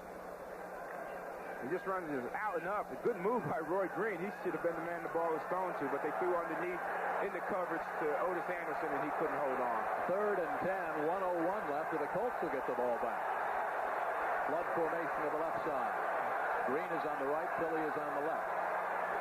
Colts are coming. Otis Anderson drops it, and that would have been a St. Louis first down. Nesby Glasgow was right there, Johnny on the spot. Or Nesby on the spot. Excuse me, Jim. The last 2 passes have been on the money to Otis Anderson, but he just couldn't hold on. And you got to give the Colts defense credit for stopping St. Louis in this situation. The fans here in Indianapolis are giving them credit. Lots of noise in the Hoosier Dome. Larry Anderson, who fumbled, is back on the Baltimore, or excuse me, now you got me doing it, on the Indianapolis bench. That's one. Eugene, that's right, one apiece. Eugene Daniel is out there now. Number 38 for the Colts. Birdsong back to do the punting. He averages about 42 yards per kick. His longest so far this year, 52 yards. Low snap, fields it, gets it away, and goes down. It is okay because of the bobbled snap. Daniel lets it bounce, and it takes a St. Louis bounce down to the 15-yard line. Let's take a look at our NFL schedule next week here on CBS. These Cardinals in New Orleans, the 49ers at Philadelphia, Washington entertained by New England, and the Rams will be at Cincinnati. Some scores at halftime, and at halftime, Brent Musburger and Irv Cross will have scores and highlights for us. It has been a day of field goals, as Brent was reporting on a little bit earlier. Now there's a penalty flag down at the 45-yard line. Big break for the Colts. Infraction against the Cardinals. The ball is back at the 15-yard line. Do you risk a turnover, or you just run out the clock at this point? Well, I guess they're going to play the ball right there where it was. And Eugene Daniel is a rookie back there returning punts. He made a mistake on that play. He should have fielded the ball in the air. Instead, he let it bounce. Instead of having the ball on the 35, they have set up on 14, but a personal foul is going to get him some good field. Number 46, kicking team, first down. I wonder if Bubba Baker ever stops talking. He's down there. He's jawing, laughing with Ray Butler over across the line of scrimmage. The two of them having a good laugh while Jerry Seaman straightens things out. Well, you know, when I was playing against the Cardinals and Bubba Baker, he's actually very vocal during the whole game. He's laughing, he's clowning, but when it gets down to nut and bolt time, it gets very serious. But he's got a great personality. He's a lot of fun to be around. And he'll be teeing off looking for a pass from Pagel. Mike is 5 of 12, 80 yards, and he's thrown 2 interceptions. 6 defensive backs in there now for the St. Louis Cardinals, anticipating pass. They'll get it. Pagel fires. Porter's got it. First down, Colts at midfield. Nice catch by Tracy Porter. Porter averages about 15 yards per catch. He's got a 63-yard scoring reception thrown by Curtis Dickey. This one goes for 20. So Porter's on the inside there. The outside receiver, Boozer, just clearing out. Porter takes it inside, fakes inside, and breaks it out on a little corner route. It makes a heck of a catch over his shoulder. Nice pass by Pagel. How about missed coverage? E.J. Jr. should not have a linebacker isolated on a wide receiver. Well, not in this situation. Not in the 2 minutes in the passing situation. Quick snap by Pagel. Look out. Gets out of it again. Pagel stripped and chopped down at the 46-yard line. Quickly, the Colts call timeout. Grooms the first to get there. Boy, you see just how quickly the Cardinals' front four can react. And they do it all with the front four. They don't blitz that much. In that front four, they do a lot of stunning. I asked Bubba Baker yesterday in the meeting, they're going to stun a lot, and he avoided me, so that let me know that they were going to stun a lot. And when we played the Cardinals, that's what they did. That's how they got pressure on the quarterback. There's Curtis Greer bringing them down, getting another sack. They call themselves the sack attack. There is young Mike Pagel. We mentioned that he just turned 24 last week, but he's been a starter for Frank Bush and the Colts for 3 straight seasons. When we talked to Coach Bush yesterday at the Colts complex, he said the key to Mike's career and to his success right now is how much he can mature this year. He started coming on, as you pointed out, Drew, very strong at the end of last year. Mike himself felt that the offseason hurt the progress that they were making as a team. They would have liked the season to keep going. That's right. He was moving good. He had momentum coming out of the season, and the offseason kind of slowed him down. But, you know, Mike Pagel's getting his baptism. He's getting all his learning experience right there in actual game-type situations. A lot of young quarterbacks come in the league.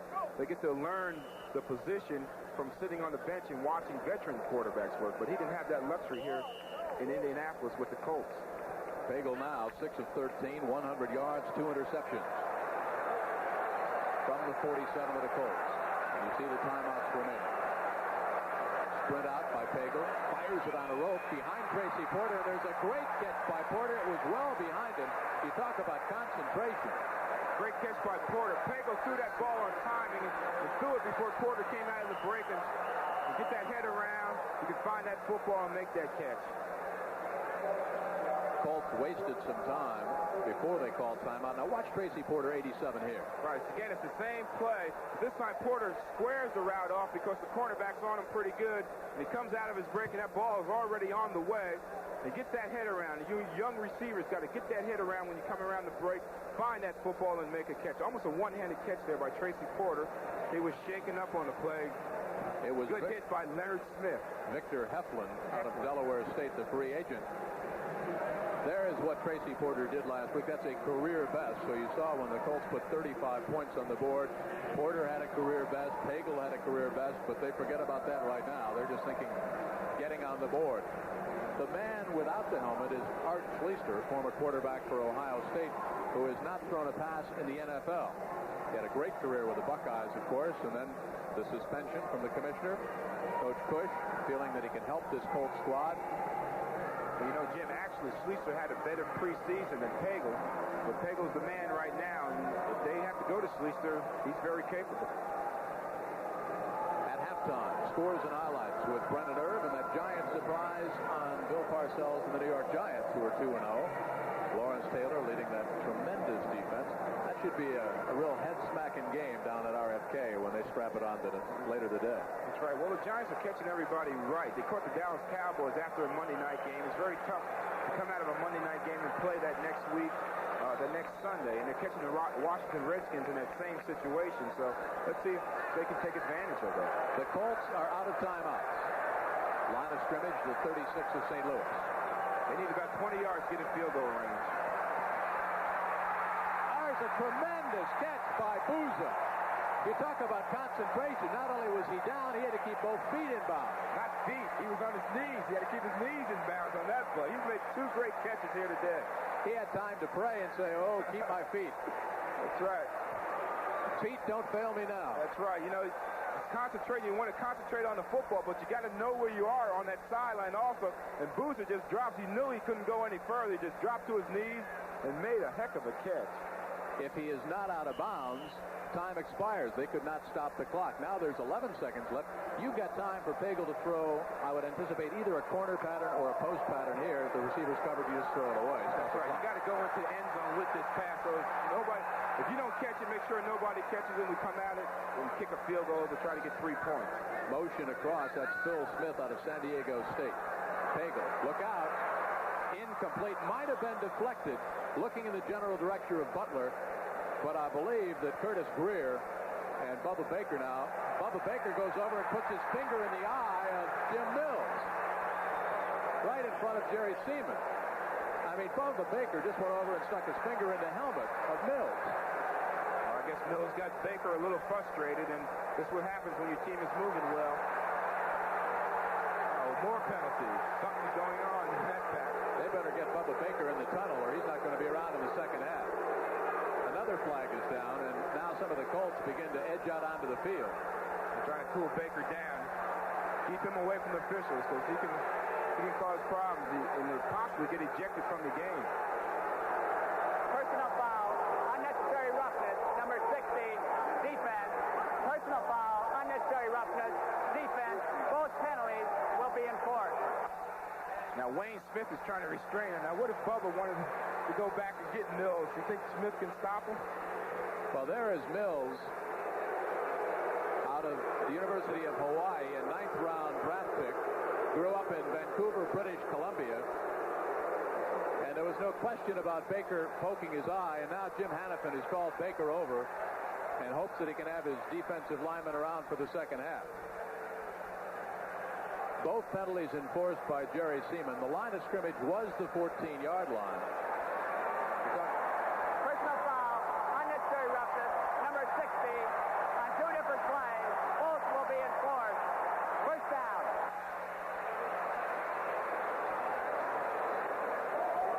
Well, we talk about Bubba being a bit of a free spirit. He talked about his attention span being shortchanged by 21 minutes. He was only joking when he said it, but he certainly lost his perspective on things right there. He lost concentration, but it really doesn't hurt the team because they're in field goal position anyway. Just got to move closer on the field goal attempt. Dean Bayasuki out of Western Carolina, out of the hold of Ron Stark, has put the Colts on top by 3 just before halftime. Tempers flare again. Down on the field, McMillan gets into it with number 52 of the Cardinals, Charlie Baker. Well, it's going to set up an interesting second half. Both teams are hot right now. I would not want to be the offensive lineman that has to face Bubba Baker first snap in the second half. Well, we're gonna see who gets that call. They've got to get Bubba, put a little ice water on him. Yeah, he's got to cool down because, you know, these penalties in the flow of the game can really be critical. Those personal foul penalties. Yeah, quite a contrast because when Bubba talked with us last night at the hotel, he said, I have matured so much more since I played with the Lions. Well, something must have happened to trigger his problems here, and you can see him on the sideline explaining to the players what actually happened. And you don't think there's a little Jekyll Hyde there? You put on a helmet and well, you know, you get out on that field and a lot of things can happen. You can change your personality 2 or 3 times within one football game, believe me. Want to know about Bubba Baker's reading habits. He said, I read trash. I got stacks of National Enquirers in my basement. My wife said she wanted to use them for the dog. I said, no way. From the 35, Bayasuki, who just made it a 17-14 Colts advantage, will spot it and probably not give Stump Mitchell too much to work with. A little swift kick. Clock will start when it's fielded at the 19-yard line by Willard Harrell, and Harrell will run out the first half. Colts are fired up, and now we got a free-for-all down at the 30-yard line.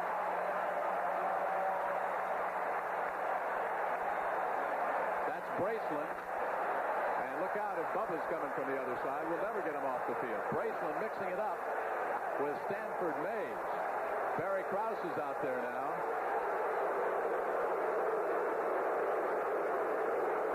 I thought we gave the boxing promo for Sports Saturday next week with Philip Brown and Jerry Cooney. We're going to have more boxing in the second half.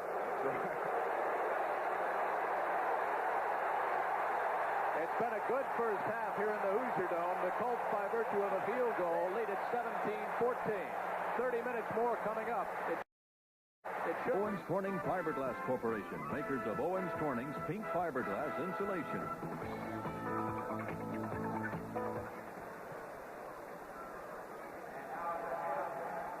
Jim Kelly and Drew Pearson, welcome back to the Hoosier Dome.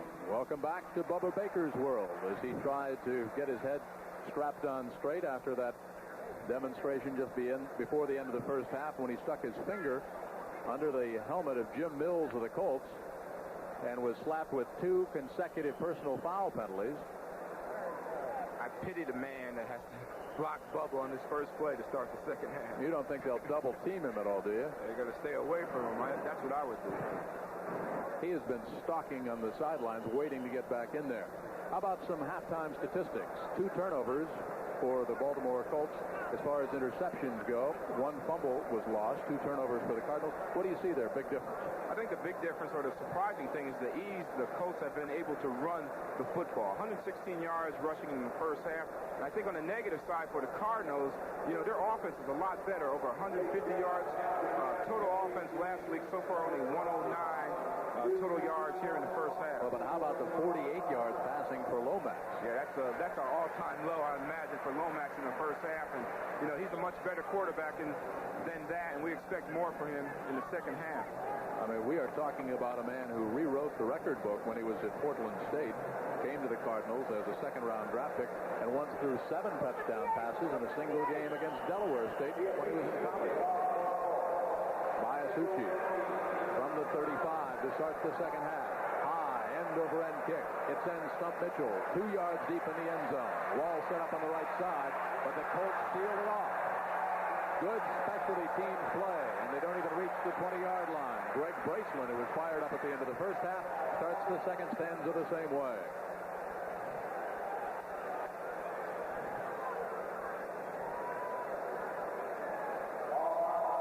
18-yard return. The Cardinals like to use their special teams to get themselves good field position, and Stump Mitchell is probably the best kick returner in the National Football League, and the Colts so far have corralled him and kept the Cardinals deep inside their own territory on kickoff returns. The Colts are fired up. Their fans in Indianapolis are as well. And the best way Don Shula tells us to silence the home crowd is with a long, sustained scoring drive. Let's see what the Cardinals have in their playbook as they start first snap, second half. Otis Anderson, big hole, left side. Across the 20, up near the 22-yard line. Picks up 4, brings up second down and 6. And James Burrows, in his 3rd year, has 2 interceptions. He is having some football again. Well, he's going to be a top cornerback before he's through, and he's just really learning position. It's his 3rd year, and he's very fluid and very smooth back there, and he has some good hands. So if the ball's in his area and he has a play on it, most of the time he's going to come up with the interception. 57th player picked in the 82 draft. Colts Murray Hines. Lettered in football, basketball, and track in high school. 2nd and 6. Lomax out of the pocket, wide open over the middle, and it's behind Pat Tilley. Tilley was wide open. Green was. Did they have a mix-up there? Because all of a sudden, both wide receivers are taking their defensive men to the same zone. I think the problem was Tilley didn't expect the football. I think they were running, both outside receivers were running clearing routes, trying to open something up underneath. And there's Lomax, throws it, and you see the receiver, the tight end, Doug Marsh, is open underneath until he doesn't even see the ball because all he's doing is clearing it out. He was not the intended receiver on that play. And on that replay from the end zone, you saw the tight end, Doug Marsh, was open over the middle. They only have gone to Marsh one time. He could be a factor in the second half. Cedric Mack comes out wide to the left side, number 47, third year out of Baylor, used to be a defensive back. Roy Green, Pat Philly wide right. Lomax looks over 3rd and 6. Roy Green, first down at the 37-yard line. James Burrows on the coverage. You can't throw it any better than that. Well, that's the timing we've grown accustomed to Lomax and Green having. And again, Burrows is on man-to-man coverage with Roy Green. And Roy, good explosion off the line of scrimmage. Green is playing to the outside. Burrows is playing to the outside, and that's where Green wants to go. He gives him that little burst to get him going upfield, then breaks it off outside. You see, that time he kind of squared his route off, did not round it off, therefore they had the timing to make the completion. Roy Green told us last night that lack of execution a year ago, Cardinals could play great and awful in the same game. Otis Anderson, convoy right, bangs up across the 40, down to the 42-yard line. In the grasp of number 56, Vernon Maxwell. Maxwell, Frank Kush tells us, an excellent athlete, taking time to learn the defensive schemes of things. But he's one of the guys that actually goes home from practice and takes a projector home with him. And he has all the ability in the world, and still he gets himself ready by preparing himself as far as studying films and things like that are concerned. And if you have that ability and that type of preparation, it's going to help your game. He was the NFL Rookie of the Year last year. Kush wanted him. He knew him in high school. 2nd and 5. Otis Anderson shifts over. That means Lomax with an audible. Will throw. Will fire. Will get his man, Roy Green. Hammered out by James Burrows. That should be a Cardinal first down up near the 47-yard line of St. Louis. They approach midfield. Jim, they've been working on Burrows' side, but on the other side, they got a rookie in Eugene Daniel, who also has a hamstring problem. Missed a couple days of practice this past week, but they haven't tested him yet. That man is, we thought he was licking his chops last night at the hotel with their game plan. He wants back in there. Look at, on your mark, get set, go, Bubba, go. He wants to get in there bad. There's the beat. 1st and 10, St. Louis. Lomax looks, fires. Roy Green got his man beaten. Roy Green drops it at the 6. Eugene Daniel was beaten. You don't see Roy Green drop too many like that. Not like that. I just said that they haven't been working on Daniel's side, and that time they went after him, and it looked like he was limping a little bit with that bad hamstring, and Green went by him. Here's where the concentration comes in. You got to keep your eyes on the ball. You see Green's eyes were not on the ball, and consequently, the drop pass. Neil Lomax, who was all the way back at the 30-yard line, and as the ball fell incomplete, he had both hands up in his helmet. Nothing I can do but lay it in there, Roy. That's right. That makes that walk back to the huddle awful long for your receivers, doesn't it? Yeah, it's very tough to drop one out in the open like that. But, Roy Green is a class receiver. He's one of the top receivers in this business. Had a great year last year, and I'm sure he'll be back into the flow of things. Neil Lomax, 7 of 21, 69 yards, 2nd and 10 from his own 47. Philly left, Green right. Otis Anderson will get a block from Philly. He did most of that on his own. Well, that time they had Maxwell, the outside linebacker, lined up like a defensive end, giving them a 4-man front look. And they blocked it down inside, caved the defensive line inside, gave Anderson some running room to the outside. How about you wide receivers when you get a chance to throw a block on a cornerback? When you're running pass routes, you're the one on the receiving end of the hit. Now you get a chance for the equalizer. That's right. That's what we call that the payback, When you got backs like Otis Anderson, Curtis Dickey running in your offense, you got to work downfield because you never know when these guys are going to break you. 3rd and 2, Anderson the lone running back. Marsh the tight end, slotted left inside of Pat Philly. Roy Green, top of your screen. Lomax will throw for the first down. Roy Green drops it at the 32. Hit put on by James Burrows. Roy Green having a rough afternoon. They just signed their #1 draft choice, Clyde Duncan. So these guys better start catching because they got somebody waiting in the wings that wants to play. And again, Burrows is right there on the coverage. He's right there with a pretty good hit as well. He's not afraid to put his helmet in there. He's a hitter, Jim. I think Bubba's glad they didn't get a first down there. He's ready to get back in there. I'll tell you what, there's steam coming out of that. Look at that. I think he was rooting against his offensive team in that series. He's ready to go. Colts better have some running plays called. They better not let Bubba have a clear shot at Pagel, or Pagel will be halfway to Market Street Arena. Eugene Daniel is back deep. First song, bangs it away. High, end-over-end kick. Daniel will let it hit at the 15. Made a mistake. Cardinals will try to kill it inside the 5. They let it roll. It is dead at the 1-yard line. Eugene Daniel should have made a fair catch on that at the 15-yard line. It sets the Colts up in a huge hole. And guess who's the first player out? Number 60, Bubba Baker. Look out, mama. 17-14. 73 for the Colts in the huddle, bending over. You think he's saying, guys, I might need some help? I think so. He's got to face Bubba Baker, and Bubba's ready. Let's see what happens here. A little smoke and a little steam. Colts lead by 3, but they start from their own 1. Pagel to McMillan. Dives off the left side, picks up 3 tough yards. Let's see what went on down in the pits. Well, not really much happening here. Typical first play, especially on your own 1-yard line. And Steve Wright, he just sticks his head in there, and Bubba just kind of waltzes with him. Advantage to Wright. That's right. Did it not? Look like Saturday night big-time wrestling. Where's Lord Layton? Second down and 6. Coming out wide to the right side. Tracy Porter. Backs are split. McMillan and Curtis Dickey. McMillan close to first down yardage. Slithers up near the 10. 3rd and 1. And the Colts left side doing a good job. Chris Hinton, Ben Utt, and you notice they're running away from Bubba Baker. That's right. Well, these Colts aren't no dummy football team. They know Bubba Baker's fired up, pumped up, and they're kind of going the other way. Sometimes you can trap a player. You can take advantage of over-aggressiveness. That's right. Especially get him going upfield and run inside of him. You got a 3rd and 1 situation. Might be a good time to come back toward Bubba Baker's side right now. He's got him overcommitted. Tim Sherwin, Dave Young, Mark Bell, 3 tight ends in there for the Colts. They need to cross the 11. Crowd will tell you.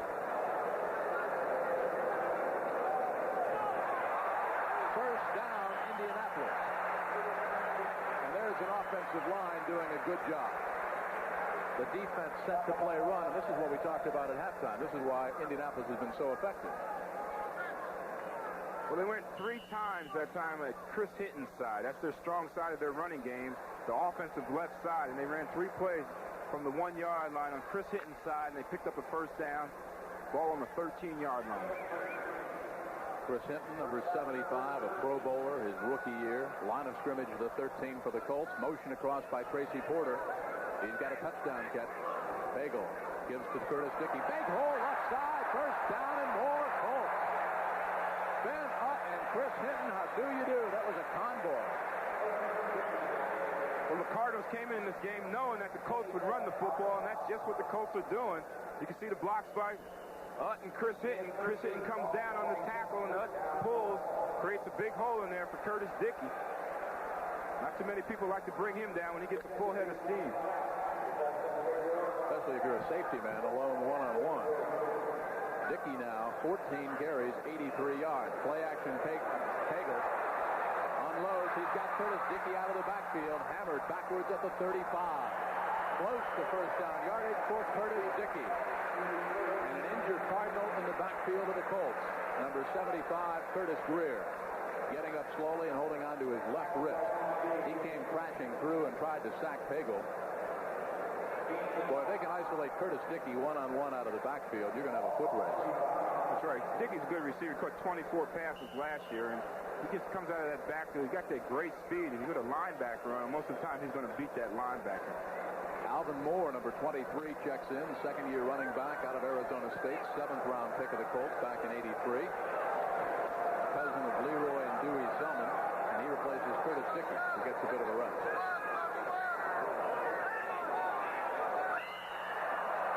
Jumping offside is Curtis Greer, who will point to the Colts and say he was drawn offside. Jerry Seaman will have the final word. 8:32 left to go in the 3rd quarter. The Colts lead by 3, 17-14. Doubleheader Sunday here on CBS. The 2-0 Giants, the 0-2 Redskins, and then the Eagles and the Cowboys. And we were talking about that finger pointing going on down in Dallas. They got the offensive players blaming the coaches and a lot of people pointing fingers. Well, Coach Landry came out in the news, in the press. He had a team meeting with the players. Really got on the players about making statements about the coaching staff to the press. And now the players are mum about all situations. So Coach Landry put the clamps on. Some of the players said that the offense was not prepared for the Giants' blitzes. Right. The Giants, Lawrence Taylor sacked Gary Hogelman, caused him a fumble twice. One that led to a touchdown. It's something that usually picked up by a lineman or a tight end, and it didn't happen in that game. 2nd and 6 for the Colts, who lead by 3. Inside handoff to Alvin Moore. Knife down at the 33-yard line in the grasp of Bob Harris, who was a safety in college. Plays the right side linebacker, second year out of Auburn. Well, this is the Indianapolis Colts style. They want to run that ball, create situations like 3rd and 2. That's why they don't have that way they don't have to put that ball in the air and throw the football. Their strength is in their running game. Here comes Curtis Dickey back in the ball game. There's some strength there as well. Colts leading ground gainer came in with a 3.5-yard average, 124 yards and 2 touchdowns. Tacked on a 10-yard touchdown run to give the Colts a 7-0 lead. They need 2. 3 tight ends. Dickey will get it. Almost breaks it big. Up to the 39. Lionel Washington hanging on. And Bubba Baker is down in the backfield. That time, Jim, they took advantage of Bubba's aggressiveness. He got him going upfield and cut right inside of him. You see Baker getting a low charge coming upfield, but over-penetrating, and Dickey runs right by him, cuts it inside. A block there by Ron Salt, and picks up the first down. Remember, this drive started back at the Colts' 1-yard line. They moved it out of danger zone, and they're marching right down the field. All on the ground.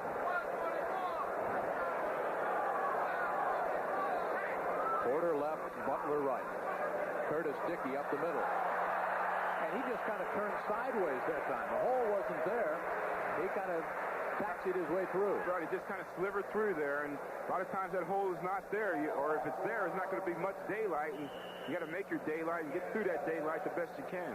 What happens to a defensive team now? You come in with your game plan so prepared on stopping the run. The Colts running almost at will first and second half. You've got to make some adjustments, but so far nothing's working. Well, they should have made some adjustments at halftime because what they did in the first half was not working, and they need to make adjustments here to stop the Colts. 2nd and 3. Butler right. Porter left. Pagel gives off to Curtis Dickey. First down for the Colts at the 48-yard line of St. Louis.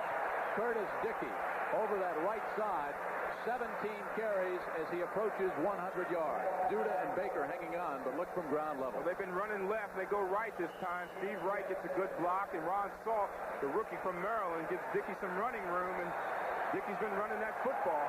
You might have seen a right arm in there. E.J. Jr., he tried to strip the football, Curtis Dickey. Well, even if the Colts don't score on this drive, they did themselves a world of good by getting out of their own territory in that bad field position that they had. And they're using up a lot of time. Alvin Moore replaces Curtis Dickey. Moore, number 23. Play action fake. Curtis Greer putting pressure on Pagel. Pagel unloads. Tracy Porter's got it. First down for the Colts. Well, that's where Pagel's strength is. He can avoid that rush and buy some time back there throwing that football. And while he's buying that time, the receivers can work open. And that time he picked up the open receiver, Tracy Porter, who's having a real good football game. So is Mike Pagel. Watch him dodge Curtis Greer. Greer's just steps aside. You see Hinton staying right with him. Steps up in the pocket. Good pass on the run. Nice lead to Tracy Porter to pick up the first down. Who does Pagel remind you of with a good strength on the ball when he throws on the run? Any quarterback you played against or with? Well, Joe Theismann and Joe Montana, those are great innovators as far as avoiding the rush and making something happen downfield. Pitch back, Curtis Dickey, Alvin Moore. Alvin Moore bumped backwards. What a collision at the 24-yard line. E.J. Jr., talk about taking a tackle secure. But when Alvin Moore watches the film tomorrow, he's going to say, I should have went outside on that play because that's where the daylight was. He starts to go outside, gets some good lead blocking there from Randy McMillan. Well, just kind of fell down there, but he should have took that thing outside and ran off of McMillan's tail. Probably would have picked up some bigger yards. Line of scrimmage at the 24 of the Cardinals. Keep in mind, this drive started back at the Indianapolis 1-yard line.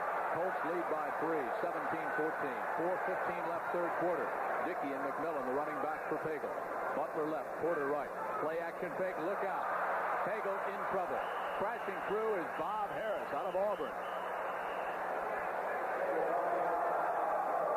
Bob Harris smelled this play out all the way. It's play action pass. Again, going to the right, and there's Harris. He's blitzing on the play, so therefore he puts him in a great position to put the stops to Pagel. Think Harris may have said something at the end of that play? No, there's been a lot of intensity out there, a lot of tempers flaring, so this is a heated game, and rightly so, because the score is only 17-14. Both teams are very much in this football game.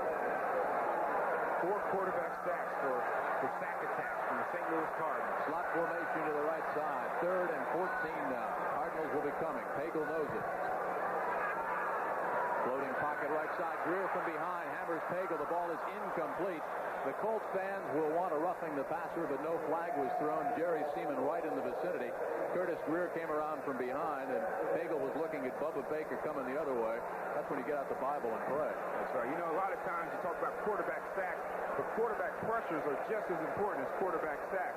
To make that quarterback hurry his throw and throw the timing off between the quarterback and the receivers. Dean Biasucci, who won a 4-man kickoff with the Colts after Raul Allegro went down, in to try a field goal. Ron Stark, he will hold. This will be a 50-yarder for a young man who, not too long ago, was just a student. Had no idea he'd be playing for the Colts. 5 for 5 extra points a year ago, and this one is good. A 50-yarder for Dean Biasucci. And that would have been good from 58 or 59. He's got a strong leg, got a lot on that ball, and he cleared the goalpost and had a lot to spare. He was a 5th-year theater major in Western Carolina, and watch this one. You talk about a good leg. Good leg, good height on the ball coming off the ground. Good protection by the Colts up front. Boy, that thing clears it and has plenty room to spare. He packed up so quickly from college that he had to borrow clothes from Raul Allegro for the trip to Houston. This kid's just a youngster, and okay, no problem, just another day at the office. Colts lead the Cardinals by 6 from the 35-yard line. Dean Biasucci, 5 for 5 against the Oilers a week ago. This young man really plays well under pressure. Well, he's got a strong leg. He kicks that ball deep, and he's a good kickoff man because he gets that ball in the end zone. This one will send Stump Mitchell 3 yards deep. If he gets a block, he's gone. Up to the 25.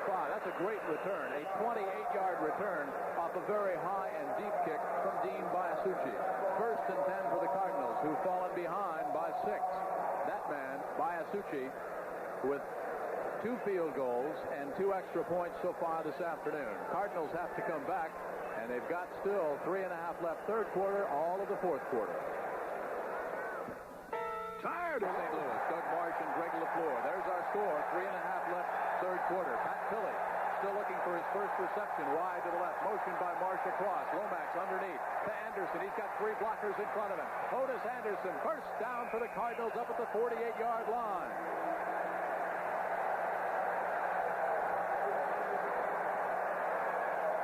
When you're out on the field, do you hear all this noise or can you blank it out? No, you got to hear it. Because if you're the visiting team, it has to distract you.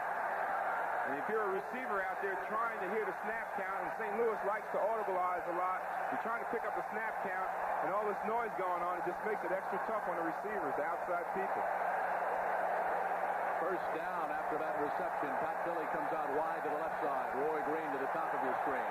The backs are now in the I-pro set. Earl Farrell, the up back. Anderson in the tailback spot for Lomax.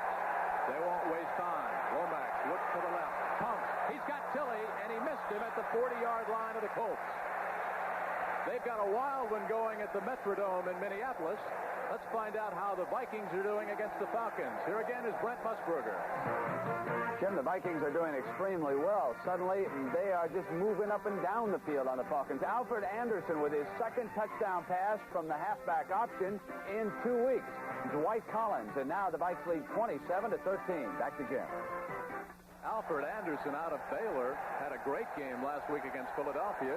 He threw a touchdown pass to Tommy Kramer. 2:33 left to go. The wave continues in Indianapolis. 2nd and 10.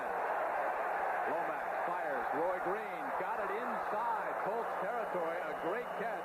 And what a collision. Eugene Daniel and Nesby Glasgow. And Roy Green felt that one. Oh, that's the Drew zone. That's that inside. You catch those, you got to pay for it. Nesby Glasgow led the team in receptions, in tackles for the last 3 years for the Colts. And there's Green coming inside. He takes a good while from Glasgow on the way down. Glasgow's a hitter back there in that secondary. Does that do anything to get Roy Green's confidence back because he had a tough first half? Sure, that catch has got to fire him up. You can catch him inside like that. You can catch him anywhere. Slot formation to the right side. Now they've got 3 wide receivers over there. March, the tight end, Philly and Green. They try to set it up for Otis Anderson, who cracks inside the 35. We got another fight. Otis Anderson didn't like the way he was tackled. Nesby Glasgow was in there along with Cliff Odom. And now we got another fight. At 68 for the Cardinals. On the offensive line, Terry Steve, and he's mixing it up with 93 for the Colts. Cliff Odom. Well, speaking about fights, coming up on CBS Sports Saturday. Yesterday, Hitman Hearns back in action. Next Saturday on the 29th. We've got Philip Brown in action against Jerry Cooney. Cooney, after that long layoff since that bout in Las Vegas for the heavyweight championship against Larry Holmes. 10-round heavyweight bout on CBS Sports Saturday next week. Find out if Cooney's mental and physical toughness is back. The crowd trying to spur on the Colts defense. Lomax looks in. 2nd and 5. Otis Anderson. Inside the 30. Somebody lost a shoe down at the 33. Leo Wisniewski, 3rd year out of Penn State. Well, he's a good one, too. He's very active, very quick inside. Not really big, but he gets that football. He makes a lot of tackles.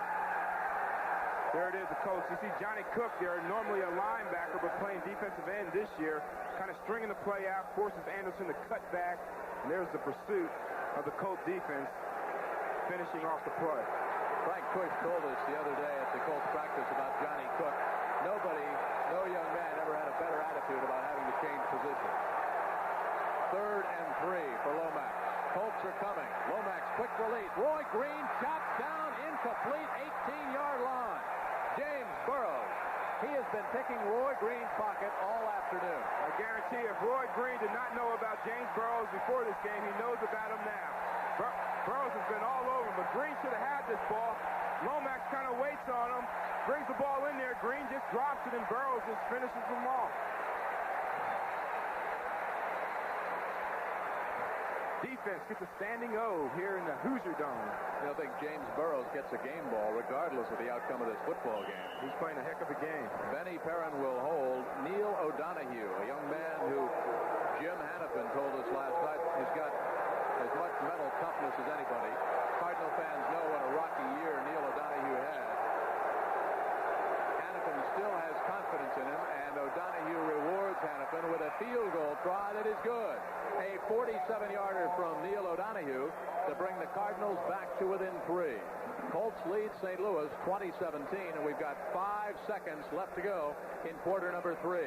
Here is Jim Hannafin as he watches. No problem. See, I told you O'Donohue could kick it. He's got a good, strong leg. His problem has been accuracy. Cardinals trail the Colts by 3. Football game, and it's a long way from over.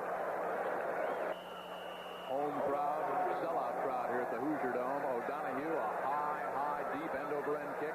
It backs Bill Smith up to the 4. 15, 20. Look out!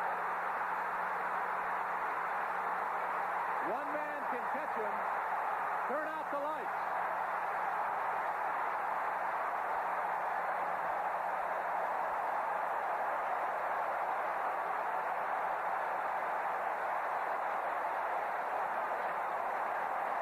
That would qualify as a spontaneous celebration. That's not exactly taunting. I would say so. They are burying Smith down in the tunnel.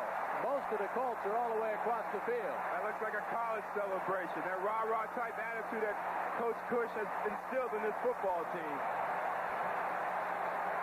Barry Krause over on the near sideline with a white towel waving it, and there's Mr. Smith, a 96-yard touchdown return. The Cardinals close to within 3, and all of a sudden they'll end the third quarter behind by 10. They're alive at the Dome in Indianapolis.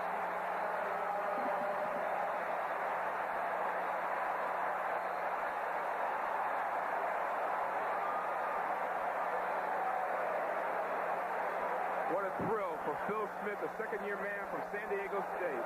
96-yard touchdown return on a kickoff. Pretty good way to seal the third quarter. Biggest lead of the football game could be 10 points if Dean Biasucci converts. He's been perfect so far. He was 5 for 5 against the Oilers. He's got 2 and 2 field goals, and he's missed it wide to the left. Let's take another look at that 96-yard touchdown return. It didn't even silence the crowd when he missed the extra point. They're still alive over this one. Watch how quick Phil Smith gets into the blocks, gets into the wedge. When he does that, he gets to that second wave, and it's all over at this point already. Smith has good speed. The only man that can possibly catch him is Neil O'Donoghue. Bill Kay has a shot at him, number 22. He'll come in from the left side of your screen. He's a reserve cornerback from Purdue, but Phil Smith is off to the races. He looked like slew of gold in the Woodward yesterday down that home stretch. That's the end of the third quarter with the score. The Colts 26, the Cardinals 17. We'll pause now for a word from your local station. General Motors. Sears, where you'll find great values. There's more for your life at Sears. And by Honda Motorcycles, inventors of the ATC three-wheeler. Honda, follow the leader. Jim Kelly and Drew Pearson, welcome back to the Hoosier Dome in Indianapolis as you look at Phil Smith, who just broke 196 yards to end the third quarter. First play of the fourth quarter. Biasucci to stump Mitchell at the 5. 15. Tries to turn the corner, loses the football out of bounds at the 23-yard line. James Burrows, who's carving out an all-pro career here this afternoon against the Cardinals, the man that stripped him of the football and wrestled him out of bounds. And for you Colts fans watching back in Maryland or elsewhere, give you a little trivia question. When was the last time a Colt ran back a kickoff for a touchdown? I'll give you a second or two to think about that, all right? Give him a hint, Jim. While you ponder that question, college football here on CBS Sports next Saturday. The Cornhuskers and the Bruins. You think there's some firepower in those two? That's the Big 8 going against the Pac-10. First and 10, Cardinals. They trail by 9. Green to the right. Philly, who has yet to catch a pass to the left. Play action. Lomax out of the pocket. Wants Green. Got Green. Does he hang on? Bumps out of bounds at the 44. James Burrows was right there, but that time Roy Green had him beat, and that time he hung onto the football. Well, Green got him going like he was going deep. Came back, and Lomax on a rollout to that same size fired it to him for a 20-yard gain. All right, for our Colts fans, and the trivia question, the last time a Colt ran back a kickoff for a touchdown was 1978. Joe Washington, 90 yards. We'll check around the NFL today after this snap of the ball. It's first and 10 from the 44. We'll check before the snap of the ball. Vikings leading, Bears leading. Doubleheader Sunday, so Brent Nerve back in the studio, scores and highlights all day long. Lomax gives to Otis Anderson. Huge hole left side, but a penalty flag thrown from across the field. Otis Anderson cracks it up near midfield in the grasp of Nesby Glasgow. We'll check the call and the scoreboard. Jets up big over the Bengals. Bengals just cannot get on track. Kansas City still on top, but the Raiders coming back. Todd Blackledge, big game. New England coming back. Seattle had a shutout going at one point. Patriots at home at Foxborough. And, of course, this is doubleheader Sunday, so some of you will see the Giants and the Redskins next. Others will see the Eagles and the Cowboys next. Illegal motion. Number 81. Offense. Still first down. Roy Green, illegal motion, backs them up 5 and negates a 5-yard pickup by Otis Anderson. So now it's first and 15.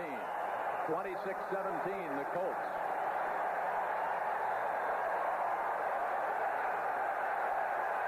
I think it's going to get noisy, partner. I think so. The Cardinals need to get something going here. It's a critical series for them right here coming out.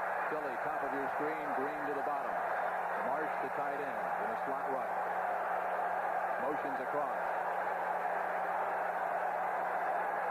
little delay to Anderson. They had it set up well to the 50 and keeps on going, and that is very close to a Cardinal first down. Boy, that play was set up beautiful. That's right. That was vintage O.J. Anderson there. He gets those legs going and feels the contact and just keeps going there. Lomax stands up, makes it look like a pass play, gives it to Anderson on a bit of a draw. They had Marsh out there leading the blocking. Green came back. He threw a block right there. Look at that leg drive. Look at that leg drive. What do you want to bring him down? There's 3 guys on him. Go down, Otis Anderson. Might be a good time to go deep to either Tilley or Green. You've got second down and about 1.5 feet. LaFleur comes in to be the other tight end with Doug Marsh. Now they've got Tilley set up in a slot formation with Green near right side. They haven't used Tilley all day. Let's see if they go to him. Haven't gotten him the ball.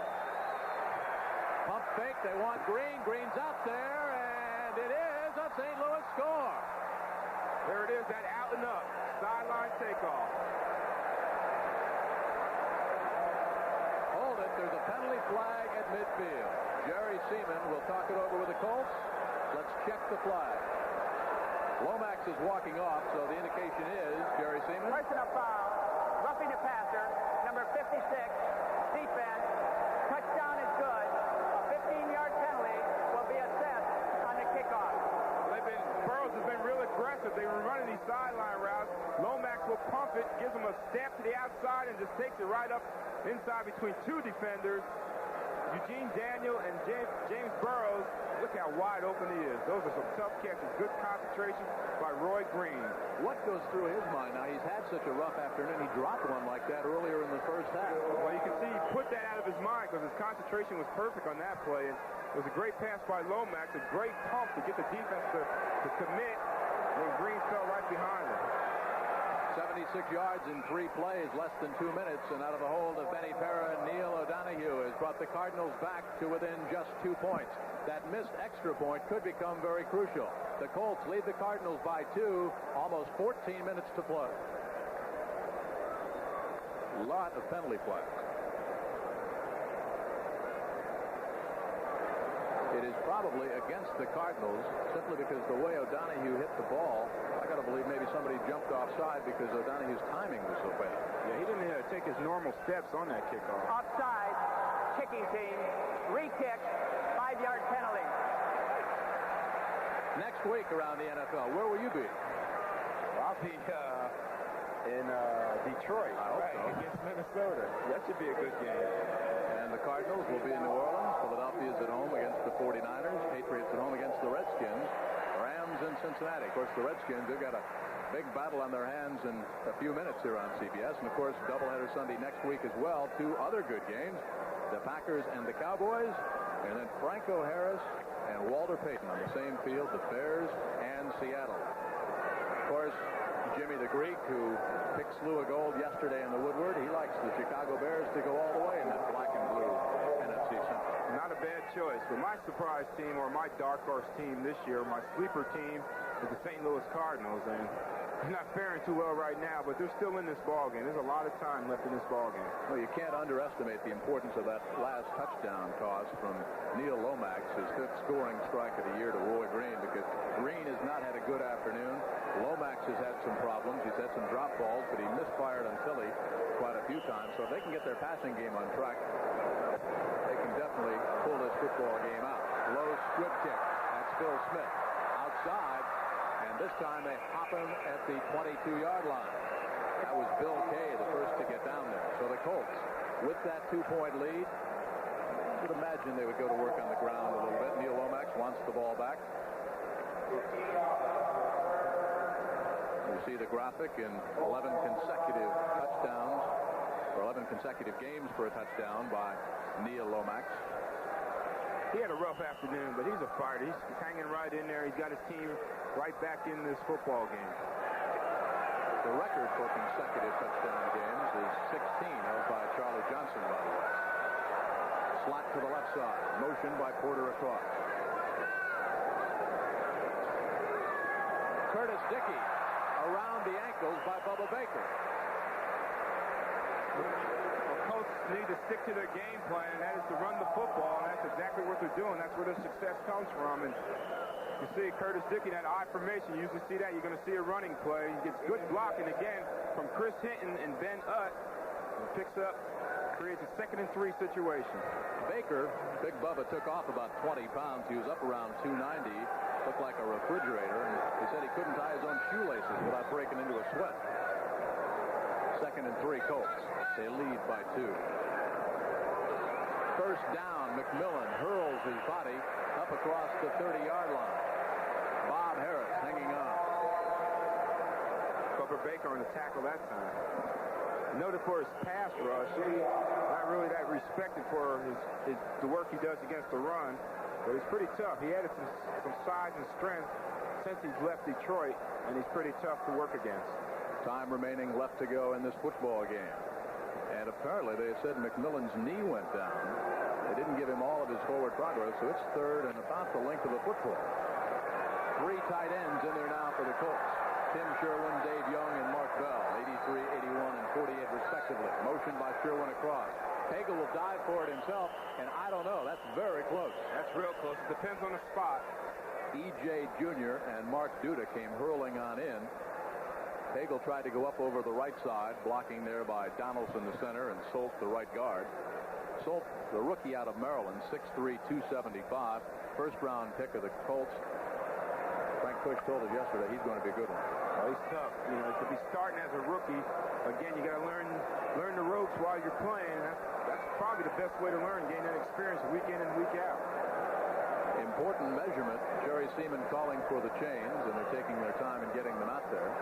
11:56 left to go in the football game. The Colts 26, the Cardinals 24. A missed extra point.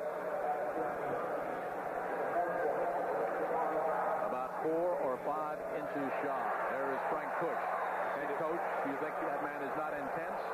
Somebody asked him why he likes to read biographies of Churchill and Mussolini and Hitler, and he said, what intrigues me about all those guys is how they manage people. Well, he's a little disappointed right there. They didn't pick up that first down. I never understood why quarterbacks would take it on the quarterback sneak when you got running backs like Curtis Dickey and Randy McMillan in that backfield. The stumper, Stump Mitchell, back at about the 30-yard line of the Cardinals. Stark in punting. 3 punts, averaging 49.3 yards per kick, so he's got the good leg. Mitchell would like to break it and set up the Cardinals. Good field position, low snap. But Stark with a high spiraling king. He hangs a beauty and allows the specialty teams to come down. It bounces backwards, though. Cardinals better get out of the way. It's bouncing around on the artificial surface down at the 33-yard line. And that's where the Cardinals and Leo Lomax will start from. 1st and 10, 11 and a half left to go in regulation. Lots of football left in a game that has been wild and woolly. We've seen it all at the Hoosier Dome. Lead. St. Louis sends Pattilli to the top of your screen. Roy Green to the bottom. Backs in the I pro set. Farrell the up back. Anderson the tailback. Otis Anderson hammered down at the 36. Picks up 3. It's 2nd down and 7. Cliff Odom, like a locomotive, came over to make the tackle. Good pursuit by the Colts defense. Anderson looked like he had some room, but the Colts defense in pursuit made the tackle. There's a nervous Jim Hannafin over on the sideline. 5th year. Very likable head coach. His players consider him to be a friend as well as a coach. Guys like to go into battle for the big likable Irish guy. Well, he's a player coach. The players really respond to him. Marsh, the tight end. Top of your screen, slot to the bottom. Inside is Philly, outside is Green. Anderson, the only running back. Holtz dropping back linebackers. Lomax unloads, incomplete. Looked in the direction of Tilley, and those two have just been on opposite sides of the field the whole game. Well, that time Lomax was expecting Tilley to come back out. He ran an in route. He expected him to adjust it and come back outside, but they never did. You see Tilley there. He's working on Eugene Danny. He goes inside. He stops there, and Lomax expects him to come back out to the dead area. Never makes it back there. And again, Tilley and Lomax are not on the same page this Sunday. Tate Randall, number 35, free agent out of Texas Tech. 1 interception last year. Checks in as the nickel back for the Colts. They're on their feet at the Dome. It's 3rd and 7.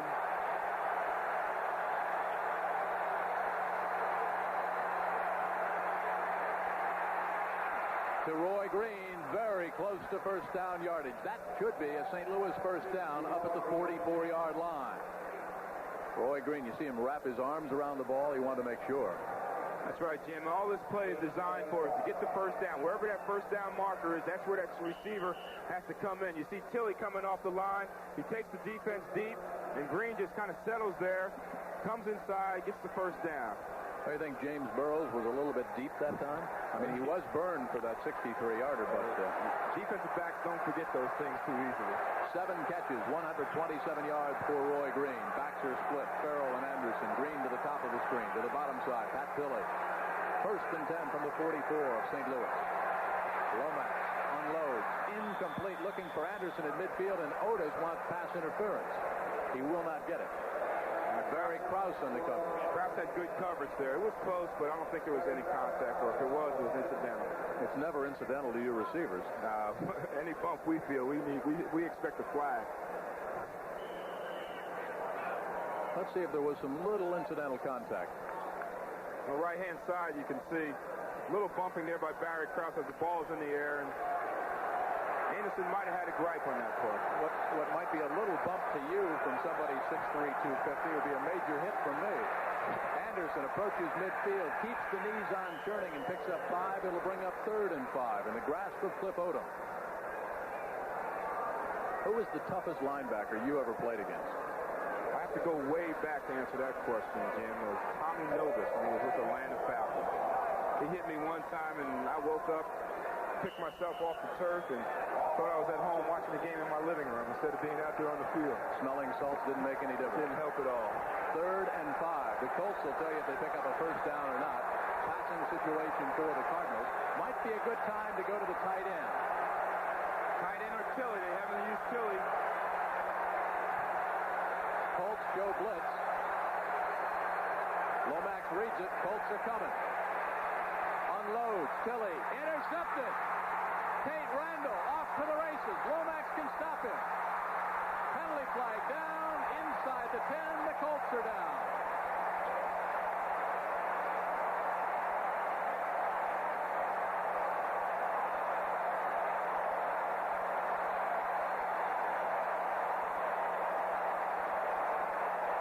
Tate Randall has just equaled his 83 interception with 1. Couldn't have come at a better time for the Colts. And watch how far away from the receiver the ball is. Again, Lomax and Tilley having their problems this afternoon. Throws it way behind Tilley. You see Tilley way out on the sideline. And Randall coming in late, but in time to make the play. Watch for the face mask. Lomax goes up top right there with the right hand. Frustration. Face mask, number 15, on the passing team. First down. A little bit like Joe Namath from the side. That is Tate Randall. Nickel defensive back for the Colts. 56-yard interception. You tack on the face mask penalty, so the Colts start 1st and goal from the 4. That makes it a short field. Well, the turnovers are in favor of the Colts. Interceptions for sure, and Lomax is having a rough afternoon. It's character time now for the Cardinal defense. They are backed up against it. The offense has not played well. If they can keep the Colts out of the end zone, though, Drew, they're still in this football game. That's right. It's 4-down territory. They'll use 4 downs to get the ball in there. All on the ground, I guarantee you. 3 tight ends in for the Colts. Sherwin, Young, and Bell.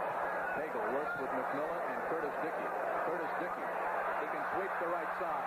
Tracks back against it. Inside the 5, down to the 3-yard line. Picks up 1 hard-earned yard. E.J. Jr., the man that came up the ceiling. All kinds of possibilities. If the Cardinals can keep the Colts out of the end zone and force Indianapolis to settle for the field goal, it's a 5-point Colt lead. If the Colts take it in for the touchdown, all of a sudden it could be a 9-point advantage. 8:20 and counting left to go in this football game. 3 tight ends again. The backs are McMillan, 32, Dickey, 33. Curtis Dickey will try the left side. Gang tackling by the Cardinals, and they lose 2 yards. Well, they got him out of the 4-down territory. They're going to have to throw the ball in this situation. Kurt Allerman, number 51, out of Penn State, a free agent. They must have did some scouting in preparation for this play, and he smells it out all the way, and Dickey tries to cut it back. Nothing doing. And Wayne Smith, who has an interception, number 44, also in there on the tackle. So it's third down. How about play action here? Good situation. They've been running the ball a lot. Play action could get the linebackers to hold and sneak a tight end behind them. Pagel motions Dickey, top of the screen. Dickey's wide open. Pagel can't get it to him. Comes back, tight end, touchdown. Dave Young.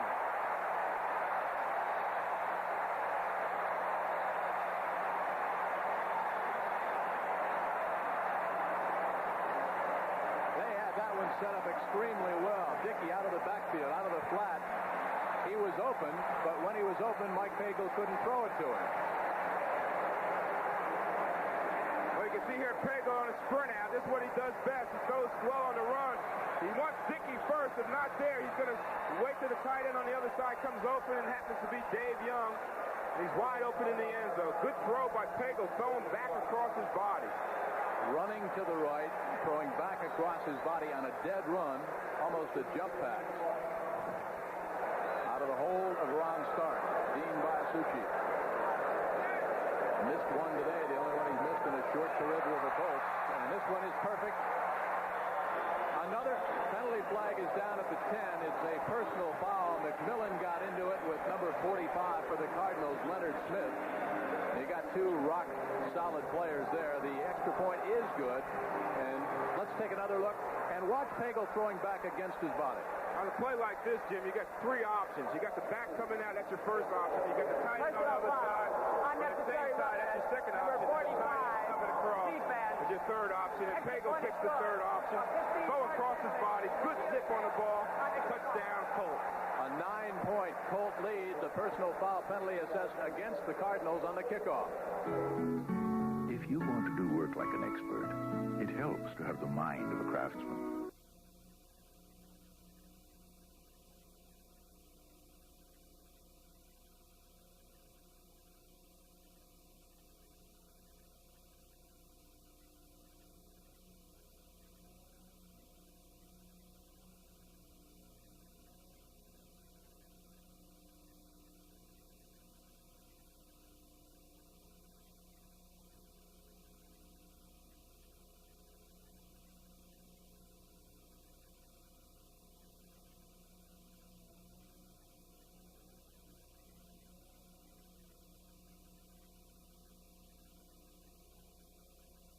Out of a hole, but then Mike Pagel from 5 yards out on a great scramble threw it back against his body and found the tight end Dave Young, whose hometown is Akron, Ohio, a free agent out of Purdue.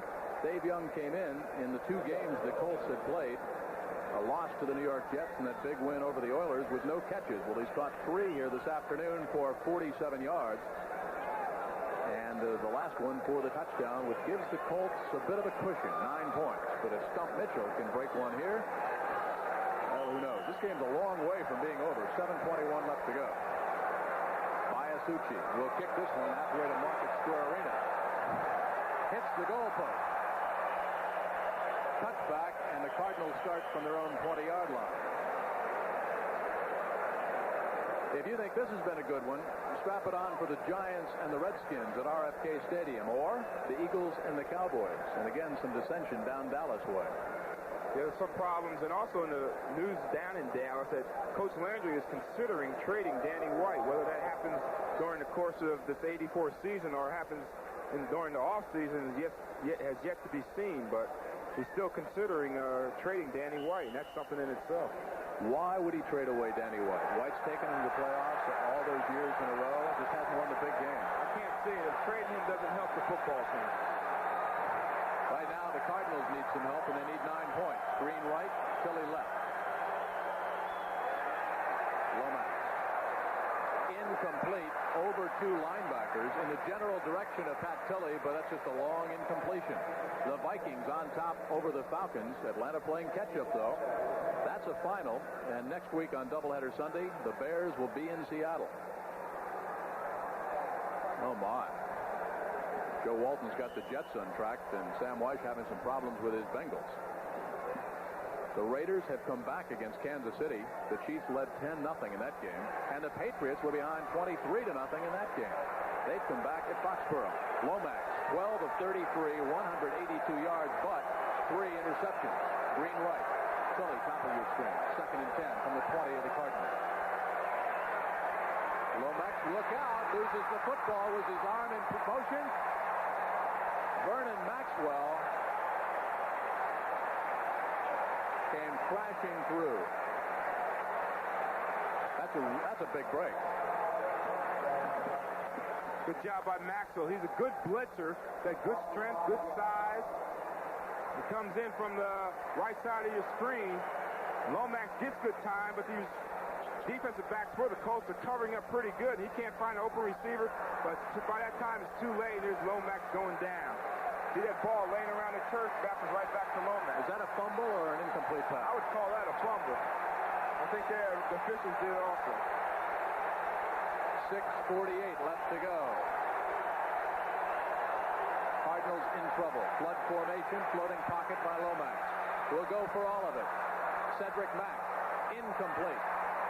You like the play call when you need 10 yards? No, I don't like that at all. That's just a desperation effort, and most of the time you're not going to come up with that. How about the pass patterns that the Cardinals are calling? It seemed to me to be taking too much time to develop. The receivers are not getting in their routes fast enough. Get a good rush, a lot of blitzing. They're getting man-to-man coverage downfield. The receivers got to get in their routes a little quicker, and Lomax has got to hit them. Cardinals on the short end by 9. The crowd on their feet here at the Hoosier Dome. Birdsong will punt it away. Larry Anderson is back deep, and the Colts, hey, they're going to come out of this with great field position. Good field position. Time is running down on the clock. A lot of things in the Colts' favor at this point. The 9-point Indianapolis advantage. Birdsong bangs a beauty. It's a high end-over-end kick. Anderson at the 45 of the Colts. To midfield and gets chopped down backwards. Earl Farrell, the first to get down there. So the Colts have a 9-point lead. They've got the football at midfield, and they've got 6:22 on the clock. A 40-yard punt, a 5-yard return. The Colts by 9 against the... Listen to them in the Hoosier Dome. A 9-point Colt lead over the Cardinals. Mike Pagel, 11 out of 21 passing, 174 yards. Curtis Dickey, 20 carries, 106 yards. That is the 6th 100-yard rushing game for Curtis Dickey. You don't expect Pagel to put it up at all, do you? I think he'll stay on the ground. That's where their success has been, on the ground. They'll probably continue. He passes the ball. Kush will take that sword out and give him an appendectomy. Curtis Dickey sweeps left. McMillan throws the block. Dickey, first down for the Colts. Boy, the Cardinals can't stop this running attack. And these guys get going. Dickey and McMillan again running over Chris Hinton. And Ben Utt, watch 75 and 64. You'll see the blocking coming at you. You see Utt pulling, Hinton controlling his man. Even tight end Dave Young getting a good block. And Dickey turns it up. Well, he gets ahead of steam. Watch this lick. He delivers the blow. He doesn't take anything there. Line of scrimmage, the 38-yard line of the Cardinals. St. Louis must force a turnover. They trail by 9. 5.5 left when the ball is snapped. McMillan dives to about the line of scrimmage. Maybe a short pickup. What goes on in the defensive huddle now? What are the guys saying aside from let's try to strip him of the football? Well, first of all, they want to stop him. Second of all, they want to go for the football. They want to tackle the football, get an arm in there, try to make something happen, try to create a turnover. You know, on paper, these Cardinals shouldn't even, the coach shouldn't even be in the game with the Cardinals, but the only thing, this game isn't played on paper. Played on paper is played on astroturf. Cardinals came in and said, we know you're going to run the football. We're going to stop you. They haven't. Coach don't shift. They don't put nobody in motion. They just come right at you. Strength against strength. That's Curtis Dickey diving down to about the 37-yard line. When you look up at the scoreboard and you see the Colts 33, the Cardinals 24, and you talk about maybe the Indianapolis Colts posting their second win, I go back to what Nesby Glasgow told us at practice on Friday. He said it's not so much that we win as the other teams lose, but I think you're seeing a maturing young Colt team coming all together here. They played well on specialty teams. They've been tenacious on defense with the interceptions, and when they've had to, they've capitalized on those turnovers and taken it in for a score. That's right. They got the turnovers, but they made the turnovers happen, and that's why they're ahead in this ballgame, and that's why they have 33 points. They have great field position created by turnovers. Cardinals would like to shut them down here on 3rd and 9 and get the football back and keep them off the board. There's that floating pocket. Pagel wants Butler. Penalty flag is down. Butler in the corner. Out of bounds. Did he catch the ball? He did not. Pagel cannot believe the call. And of course, the sellout crowd here at the Hoosier Dome is for the blue and white. Let's check Jerry Seaman on the penalty. Benny Perrin will bump him out of bounds. Could he have caught the ball inbounds, or was he bumped out of bounds? Looked like it was a good catch to me. It's the kind of catch where you make the catch, but you don't have a chance to put your feet in bounds. He's forced out by the defender. It should have been a good catch. Benny Perrin was that defender, the free safety in his 3rd year out of Alabama. Jerry Seaman will have the last word on the penalty flag. It has nothing to do with whether the catch was legal or illegal. But it may give the Colts another down. So the point is mute. Wouldn't have counted anyway. Bob Daly, who's directing today's game and has been directing, I think, since the days of leather helmets. Illegal formation. No end on the left end of the line of scrimmage. The penalty be declined. There was no completion as the receiver would not have landed in bounds. Not in the opinion of the sellout crowd. Anyway, Mr. Daly reminds us that former Washington Redskin by the name of Pat Fisher used to be pretty good bumping people out of bounds like that. That's right. He was a great player. Not big in size, only 5'9", about 180 pounds, but he was very tenacious and very intense player. Steve Bird, number 82, is back. Stump Mitchell is not. Bird back at his own 10-yard line. Ron Stark, who has had a great game, averaging about 49 yards a kick, should be able to put this one into the end zone. Of course, what he'd like to do is knock it out of bounds at about the 5-yard line. Cardinals with a return on. Stark hangs the high one up. It'll hit at the 1 and go on into the end zone. Cardinals get a bit of a break. They will start from the 20-yard line, but they've got 3:48 left to go, and they trail by 9 points. The Indianapolis Colts 33, the St. Louis Cardinals 24. Lomax and the Cardinals and company come back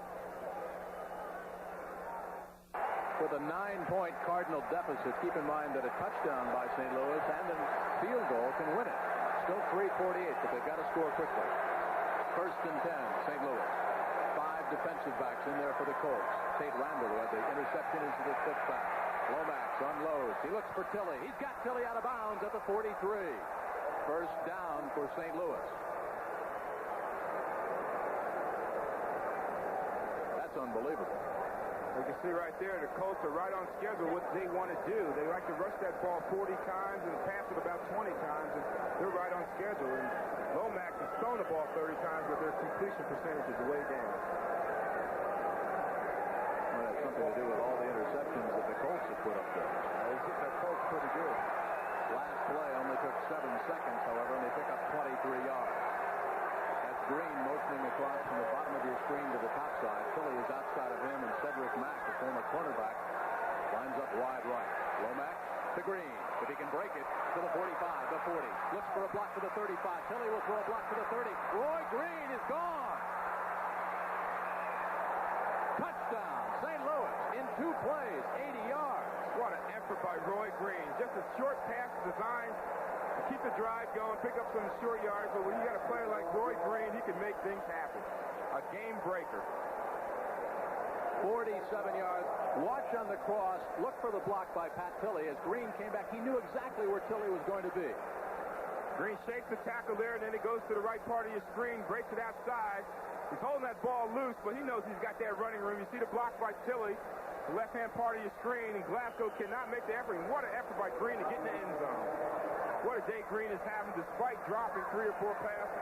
Shula said the best way to silence a home crowd is with a long, sustained scoring drive, about 80 yards in 2 plays. Those Cardinals can score in a hurry. Big extra point by O'Donohue is good. So the Colts, who had a 9-point lead, now have a 2-point lead. How do you like a 20-yard scoring drive, or a 20-second scoring drive? That's something. Next week.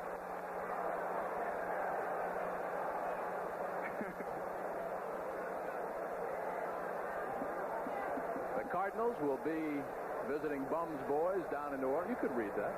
The 49ers and the Eagles, the Redskins at New England, the Rams and Cincinnati. Bengals are having a tough time. The Rams in action later this afternoon. They're in Pittsburgh at Three Rivers Stadium. That's a final. They win today. And, of course, they're the second half of our doubleheader game next week. Franco Harris and Walter Payton on the same field under the dome in Seattle. Well, you know, Jimmy the Greek predicted the Chicago Bears. Now they're 3-0. He's right on track. Greek's having a good weekend. He had slew of gold at 4-5 in the Woodward yesterday. He's not exactly going out on a limb. In the off track, 33-31. Colts lead by 2. What goes on now? You've got a 2-point lead. Obviously, if you can continue to pick up first downs, you can run out the clock, but you can't go into a show.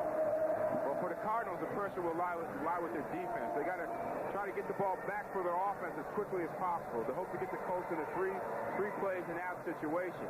On the other hand, the Colts like to get their running game going, pick up a couple first downs, eat up as much of this clock as possible, and put that pressure on the Cardinals. O'Donohue bangs it away. Phil Smith, who broke one from 96, starts from the 4 again. This time, however, he dives to the 17 in the grasp of John Good. John Good, the rookie out of Youngstown State. Nico Noga, the headhunter. Let's see if he gets in there. He's down there. He's got good speed. He gets down there, trying to force some action. Good kick by Donahue. Good height on the kick. You see Noga running past blockers, making the ball carrier adjust his pass. He gets tackled. Noga right in there on the play. 1st and 10. An assist for Nico Noga. They spotted at the 18-yard line for Phil Smith. Cardinals trail by 2. Colts will work on the clock. Porter left. Butler right. Backs are Dickey and McMillan. Dickey coming at you. McMillan's block. Up close to the 20. Picks up 2 tough yards. 2nd down and 8. Kurt Allerman, whose father was a teammate at Miami of Ohio with Ara Parsegian, and his dad played for Woody Hayes. Well, you know the Colts are going to run the ball. It's just a matter of the Cardinals stopping them, giving themselves another chance to try to pull this game out. 2nd and 8. Line of scrimmage, the 20-yard line. Butler comes near side. Porter to the top of the screen from the I-Pro set. Dickey is the tailback. McMillan is the fullback. Play action fake by Pagel. Wants the tight end. David Young behind him. That would have been a first down and more because the cornerback came up. Leonard Smith trying for the interception. Well, if he would have caught that, he had some running room. Dave Young kind of took his eye off that ball. He might have seen that running room before he had the ball in his grasp. Surprised to see the Colts throw in that situation. Clock stops on the incompleted pass. You see the time remaining and the concern on 5th-year Cardinal coach Jim Hanifin. This is going to be, excuse me, Jim, this is going to be an interesting call here. 3rd and 8. You're not noted for your drop-back passing. We could see a draw in this situation if they want to play it safe. If not, throw a pass to the sideline. If the guy's open, hit it. If not, throw it away.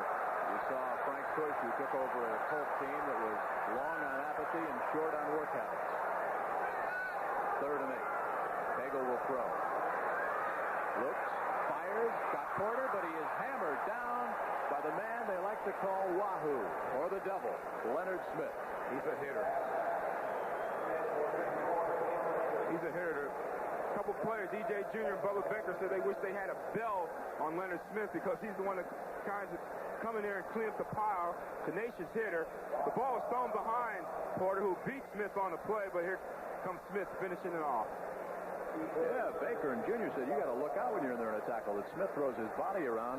He comes in and hurts his own guys. Well, the Cowboys had a player like that in Cliff Harris, and he was always around the pile, and he beat up more of his own teammates than their opponents. Well, that's who Jim Hanifin likens Leonard Smith to. He said Cliff Harris, Kenny Easley.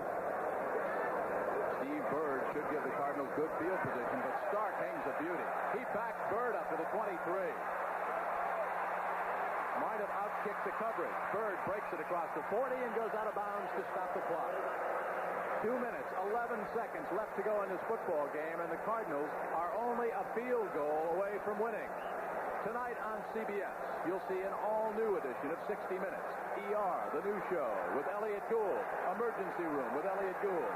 And Some Kind of Hero, the movie tonight.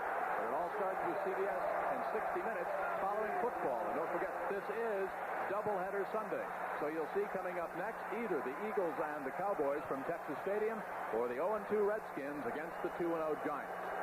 Right now, these two teams are thinking about coming out of the Hoosier Dome 2-1. They came in 1-1. Cardinals go with double tights. Doug Marsh and Greg LaFleur. Flat to the right side. Philly inside. Green out. Delay to Otis Anderson. Strange play call. They take it down to the 44-yard line. 2nd and 6. Johnny Cooks came up to make the tackle. Now, Johnny Cooks, Drew told you about him making the adjustment and the change in position.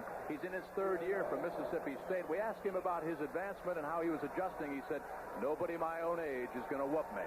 2-minute warning. Cardinals trail the Colts by 2. Conferring with Frank Kush and the defensive coordinators, deciding whether to play the nickelback defense now. Anticipating pass on 2nd and 5, but they stay with 4 defensive backs. Eugene Daniel, Nesby Glasgow, James Burrow. Slot to the right side. Green is to the bottom, and the slot is Pat Tilley. The tight end is Marsh, as Womack motions Otis Anderson a little bit to the left. Pat Tilley will go out of bounds and stop the clock, but not before he picks up a Cardinal first down.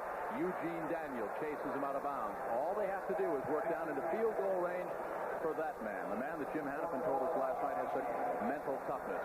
You all know, of course, what a disastrous game he had against the New York Giants on Monday night last year.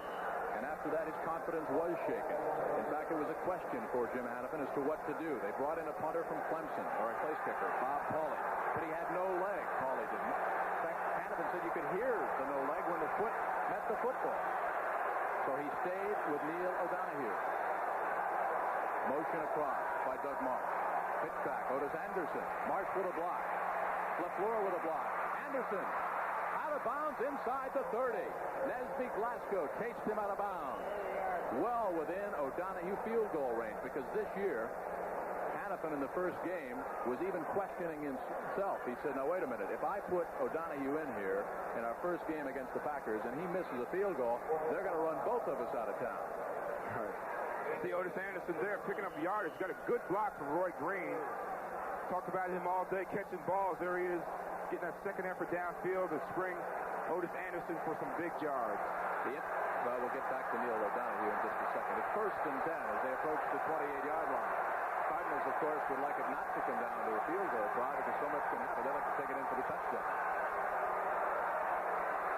Looks for Tilley. Here come the Colts. Lomax unloads in the direction of LaFleur. Now, the fans here will want an intentional grounding, but they won't get it. No, not on that play. It's good play by Lomax to get rid of that football and not cause a sack, because a sack could put them out of field goal range. Still in field goal range right here. Back to O'Donoghue. After that bad Monday night game against the Giants, O'Donoghue came back in a game against the Vikings and banged a 52-yarder through. But it was this year when Hannafin put him in against Green Bay. He said, boy, if he misses this one, they're going to run both of us out of town. But he responded.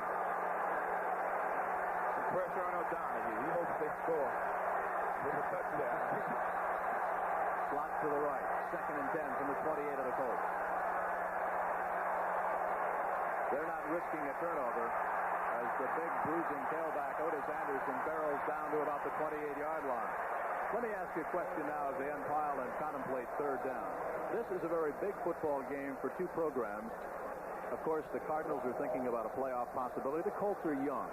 They had a big lead, up to 9 points. Should the Colts lose this game, what does it do to their confidence? Well, it's got to shake them a bit, but they played a good football game. You know, there's a lot you can learn in losing a football game as well as winning a football game. If the Colts end up losing this game, I'm sure they're going to learn a lot. And when this situation arises again, when they do get a lead, they're going to respond better and try to protect that lead a little better. 3rd and 9 from the 27-yard line of the Colts. Indianapolis shows blitz, and they're coming. Lomax reads it, looks to unload, chased out, fires, and they lose 2 yards. Otis Anderson. The original line of scrimmage was down at about the 27. He was hammered down at the 29. So it is field goal time. for the man that Jim Hannafin likes to say has as much mental toughness as anybody. Now, the clock winding down. If you're the Colts, do you want to call timeout and give him time to think about this? Well, in O'Donoghue's case, that wouldn't be a bad idea since he's had these problems in situations like this before. But they're going to let him go as the clock winds down inside 20 seconds. Benny Perrin will hold. Hash mark near side. Randy Clark will snap. It will be a 46-yard field goal try for Neil O'Donoghue. Cardinals have a 1-point lead. And look at him go out to O'Donoghue. 7 seconds left. Look at Hannafin. He's right in there with the rest of the team. He's happy. He's stuck with O'Donoghue, and it paid off for him this time. You got to give the Cardinals credit. They were out of this football game, had a lot of turnovers. Lomax had his problems, but the character of this team has shown through, and now they got a 34-33 lead. With just 7 seconds left for the Colts. The Colts have played so well. Let's see if we can watch O'Donoghue's reaction here. Good concentration, keeps the head down. Keeps it down, gets good height on the ball. No chance to block this. That's made it easily. Watch Jimmy Hannafin. Let's see the reaction. He's watching, he's watching. What's going through his mind at this time? There he goes. Watch the head. Looks like he's in a tennis match.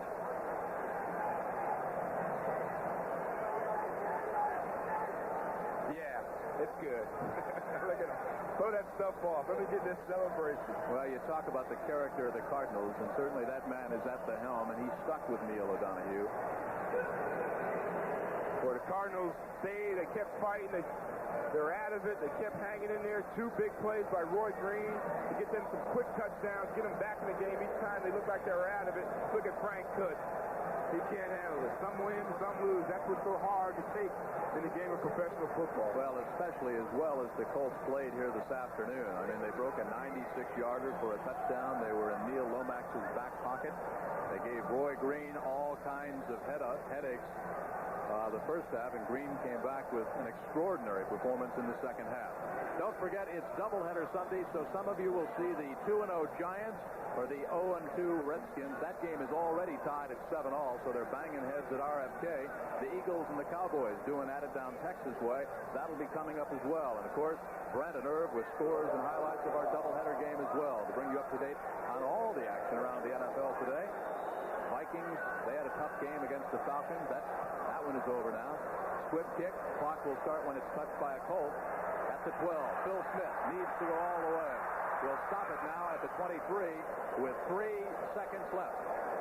3 seconds left, so the Colts probably have time for a Hail Mary play, and they can hope for a reception and maybe a penalty. Welcome to my world. The executive producer of NFL CBS Football for the second consecutive Emmy-winning season is Terry O'Neill. Senior producer Charles H. Milton III. And today's game produced by Eddie Gorin. Directed by Bob Daly. And the rest of the people who bring you the sights and sounds of NFL football here on CBS. From the 24, this should be the last play barring a penalty. Flood formation to the left side. Porter, Butler, everybody's out there. Matt Bouza, Nagel will throw it about as far as he can. This game is into the record book. An incredible game for both the Colts, who played so very, very well, and the Cardinals as well. Interceptions, they went up and down the field. The Cardinals came back and took a lead. The Colts drove right back down, and they took a lead. Twice they led by 9 points, and then with a 2-play drive that took just 20 seconds, the Cardinals pulled it within 2 points. Finally, that winning field goal by Neil O'Donoghue, St. Louis wins 34-33. So for Drew Pearson, I'm Jim Kelly saying so long from the Hoosier Dome in Indianapolis. The final score, the Cardinals 34, the Colts 33. Coming up next, the New York Giants against the Washington Redskins or the Philadelphia Eagles.